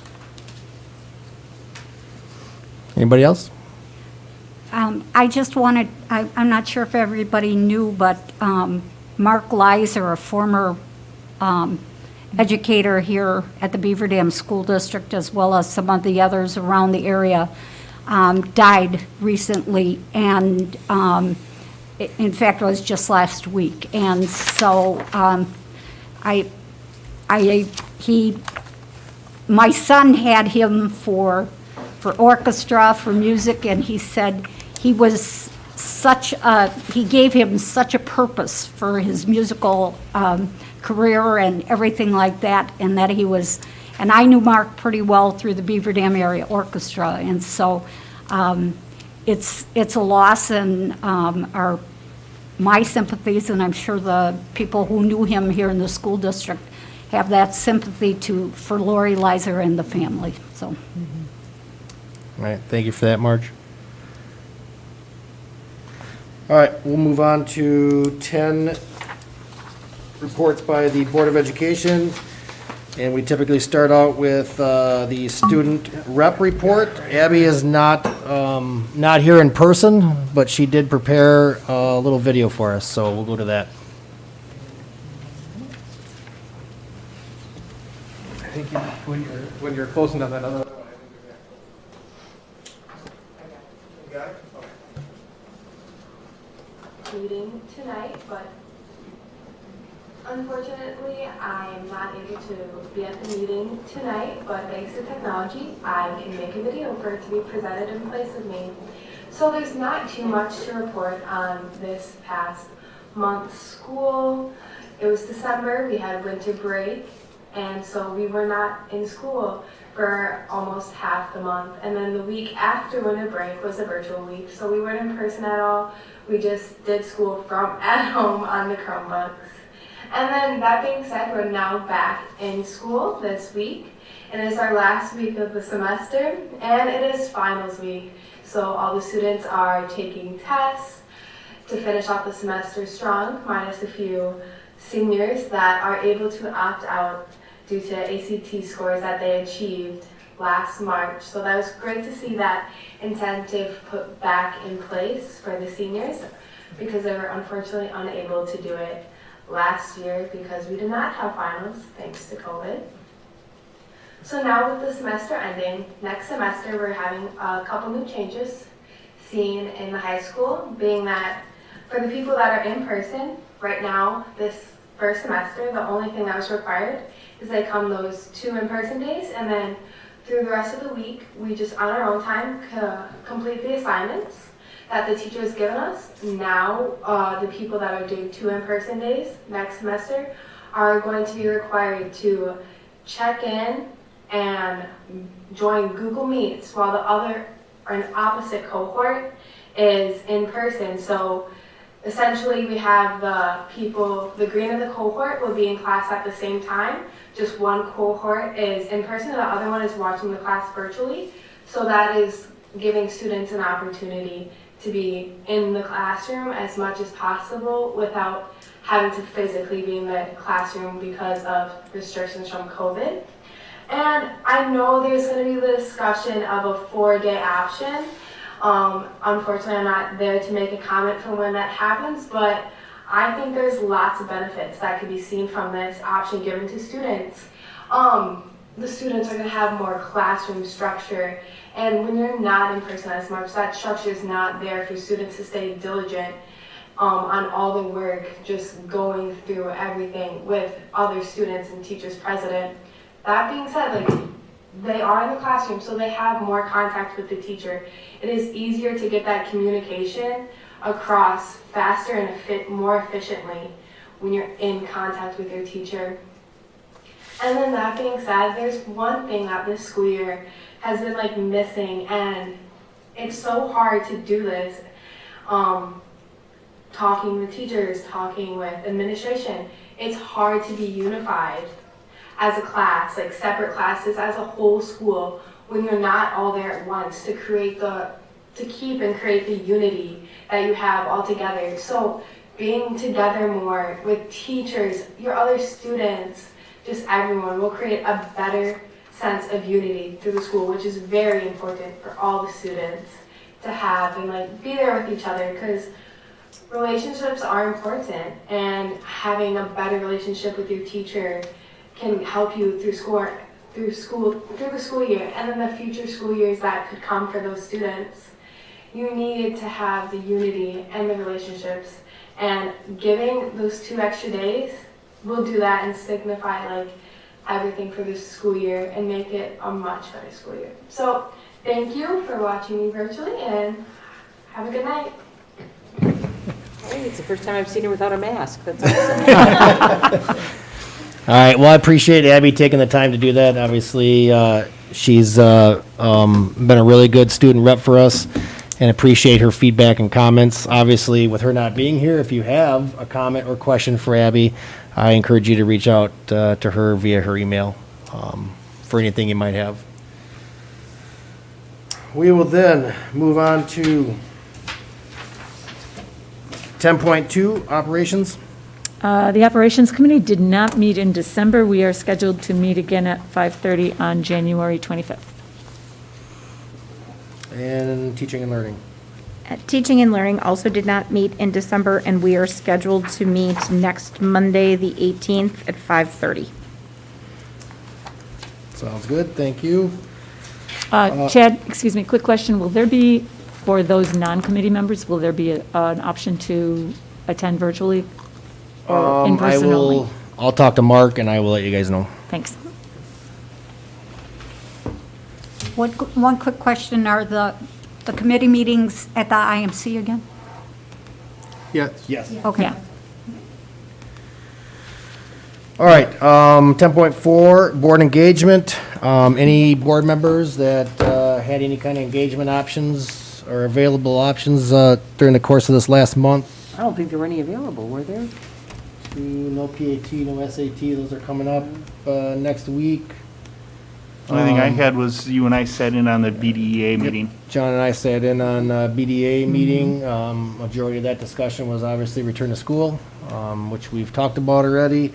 I also did sit in on return to school steering committee, which obviously talked about everything we talked about already tonight. So no real big updates. I will say, though, in both the BDA meeting and the return to school steering committee, though, one of the things I've noticed and I think is really good, though, is I like the candid conversations that are going on in those meetings. You know, sometimes people are afraid of what they want to say. Our staff is not. And I'm actually encouraged by that because, you know, we have time to discuss and, you know, make, you know, arrangements as necessary based on those discussions. So very, very good meetings. Anybody else? Anything? All right, then we have the all-important WASB resolutions for 2021. Mr. Kraus. Okay, so in front of you, you should have the resolutions that are going to be proposed for our virtual school board convention. There's 10 of them. They range from funding to equity, which some of that's kind of tied into what Rob was talking tonight. So I guess I have to give and vote on the behalf of our district and what we think and feel. I guess I'm asking that if you have anything in specific that you have a concern with or how you think that we should vote, I'd like you to either email me or reach out to me. Otherwise, I'd like to have your blessing to vote as I feel. Vote your conscience? Yeah, so. All right, questions for John? Is that sales tax? So that would be like, we go to 6.5% on 5? It is, so it looks like to me when I read through it, they call it like a 1 cent sales tax. Right. And so I think it's just a cent, but I think what it's aimed at is that a lot of our revenue comes off of property, off of property owners, that this would help increase revenue and generate revenue for, like, say, people that might reside in an apartment building or some of that sort of, it'll take some of the burden of funding off of the property owners and shift a little bit of it more to the rest of the community. And get the people who come up from Illinois Yeah. to go up north and stuff like Yeah. that. When they can. That's how I read it when I was going through these. Yeah, because it says 1%, so does that make? No, yeah, 1 cent. too. Well, it says one One cent in cent. parentheses, 1%. Parentheses, it says 1%. Yep. So does Yeah, that so, I mean, it would be, gotta go to the state. yeah, it would be in addition to.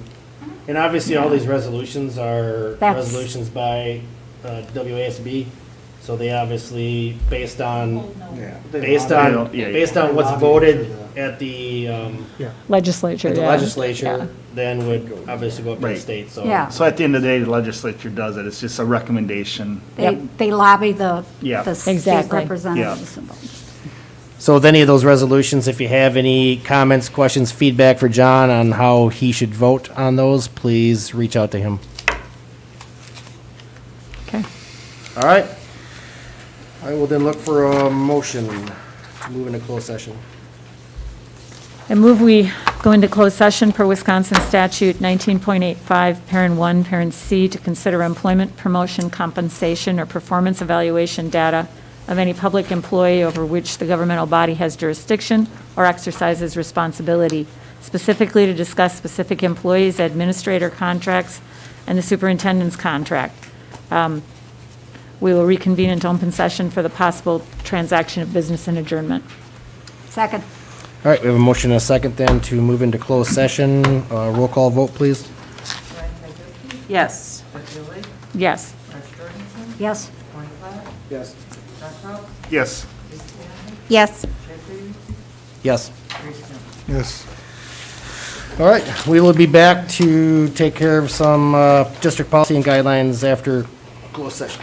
We're going to take a break, a couple minutes?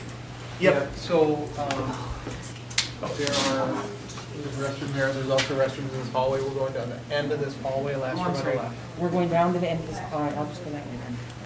There you can.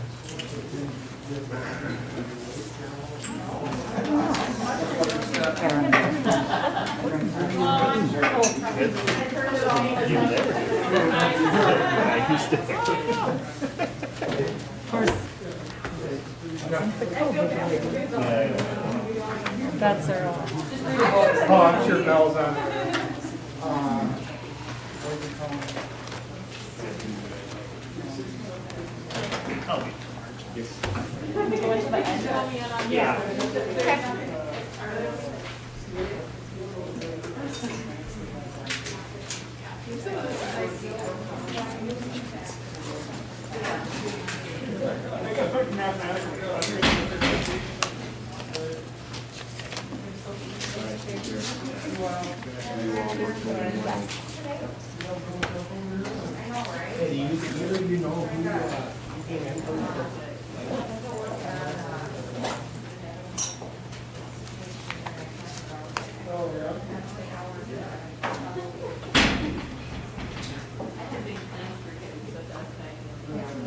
Yeah, it was nice meeting you. Good luck, welcome aboard.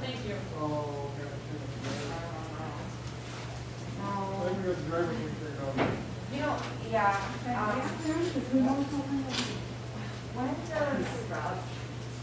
when Cheers.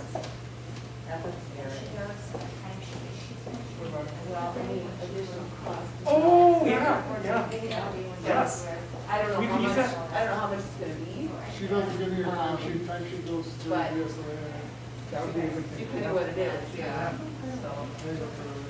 Anyway. No, that would make, Forgot to mention that before. that would make a lot of sense, because some of the other things, like the staffing one, unless it said elementary online, you know, I don't think we want to use it for things that are just general costs that you could. You know, like. Yeah, primary report. Yeah, it's the other one. We've got Well, right now he's done it.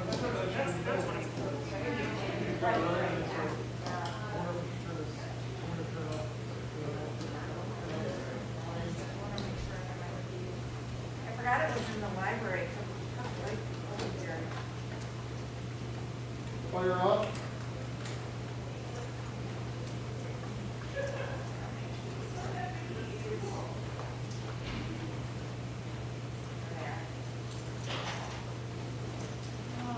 Maria, put in overtime tonight.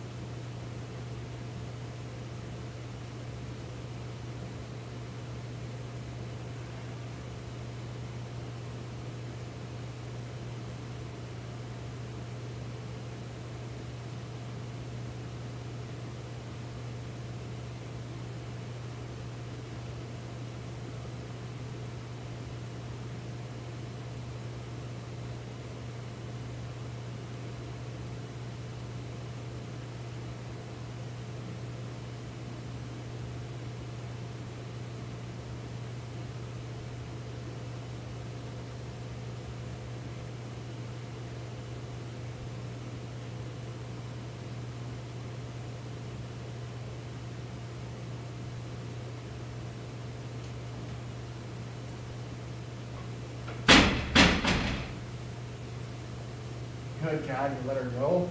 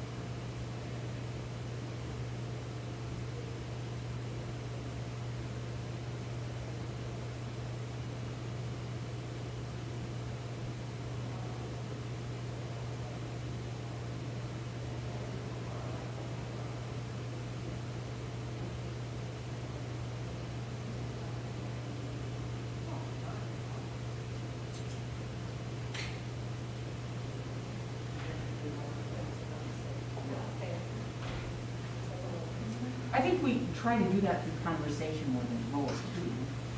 Yeah, either way, I disagree with it, but everybody elected me and everybody wants to go back, so. My part. But my part is in the money, you know? Hey, Nicole.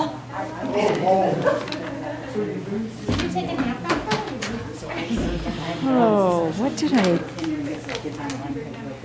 And that's where it's also difficult. This has been the weirdest board meeting ever. So, I've been I gotta handed. put myself in perspective. I had three that killed it and one that just couldn't do it. But then I saw both sides. So. No, I don't have any. I knew you didn't, I just wanted to say something because it's different. Oh. What's that? Oh, okay. That's good. Pretty good, So my youngest will probably switch. Did very good.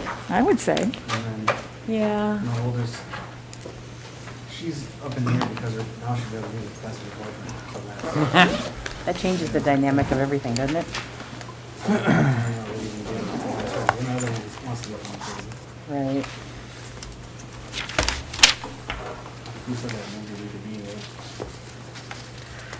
So I make a motion, we reconvene into open session. We got everybody here, we got a motion. Second. And a second to reconvene into open session, all in favor? Aye. All those not, same sign. All right, that moves us to 13.1, resignations, retirements. Just look around. Thank you. Yeah, I'm going to enjoy this seat for 35 we have two retirements tonight. One is Jody Lighty. She's been with the district for 31 years as a computer tech. Her retirement would be effective April 5th. And one is Julie Stile. She is currently a second grade teacher at Washington, but she has taught a number of grades. She's been with us for 21 years, and she would be effective the end of the school year. I thank them for their years of service and move that the board approve the retirements as presented. Second. Okay, we have a motion and a second then to approve the retirements as presented. All in favor? Aye. All those not, same sign. Okay. I anticipate you'll see a few more next month. We're having retirement meetings tomorrow, so. Leaves of absence, we have one leave of absence listed for your approval tonight. I move the board approve the leave of absence as presented. Second. Motion and a second then to approve the leave of absence is presented. All in favor? Aye. All those not, same sign. And there are Okay. two appointments for your consideration tonight as well. I move the board approve the appointments as presented. Second. And we have a motion and a second to approve the appointments as presented. Roll call vote, please. Yes. March Jorgensen, Yes. Tony Platt. Yes. John Kraus. Yes. Lisa Tanzer. Yes. Chad Peterson. Yes. Jerry Spielman. Yes. Joanne Fedeschi. Yes. Thank you. Thank you, Nicole. Thanks, Nicole. 13.4. All right, 13.4, Administrator Contract Liquidated Damages Addendum. Would ask that the board consider approving liquidated damages to be included in all administrator contracts that would align liquidated damages for all professional staff, essentially in the district. A copy of that reference language is sampled in a document that you have, but essentially it would then ensure that administrators do have liquidated damages identified in their contracts and that it aligns with other professional staff in the district. So moved. I'll second it. All right, we have a motion and a second then to approve the Administrator Contract Liquidated Damages Addendum. Roll call vote. March Jorgensen, Yes. Tony Platt. Yes. John Kraus. Yes. Lisa Tanzer. Yes. Chad Peterson. Yes. Jerry Spielman. Yes. Joanne Fedeschi. Yes. Ed Gillig. Yes. 13.5. We have administrators on two different cycles depending on the year of their hire.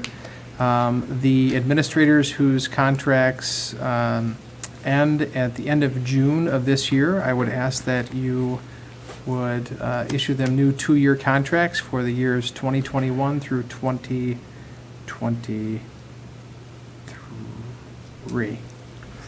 I move that the board approve administrator contracts for 2021 and through 2023 for administrators whose contracts expire in 2021. Second. All right, we have a motion and a second then to approve the administrator contracts as presented. Roll call vote? Yes. Yes. Yes. Yes. Yes. Yes. Yes. All right, then we have 13.6. So we have Mark's contract for the upcoming 2-year cycle. I would entertain a motion to approve that for his 21 to 23 cycle. Motion from somebody? Oh, motion? Yeah, he needs, I'll do motion.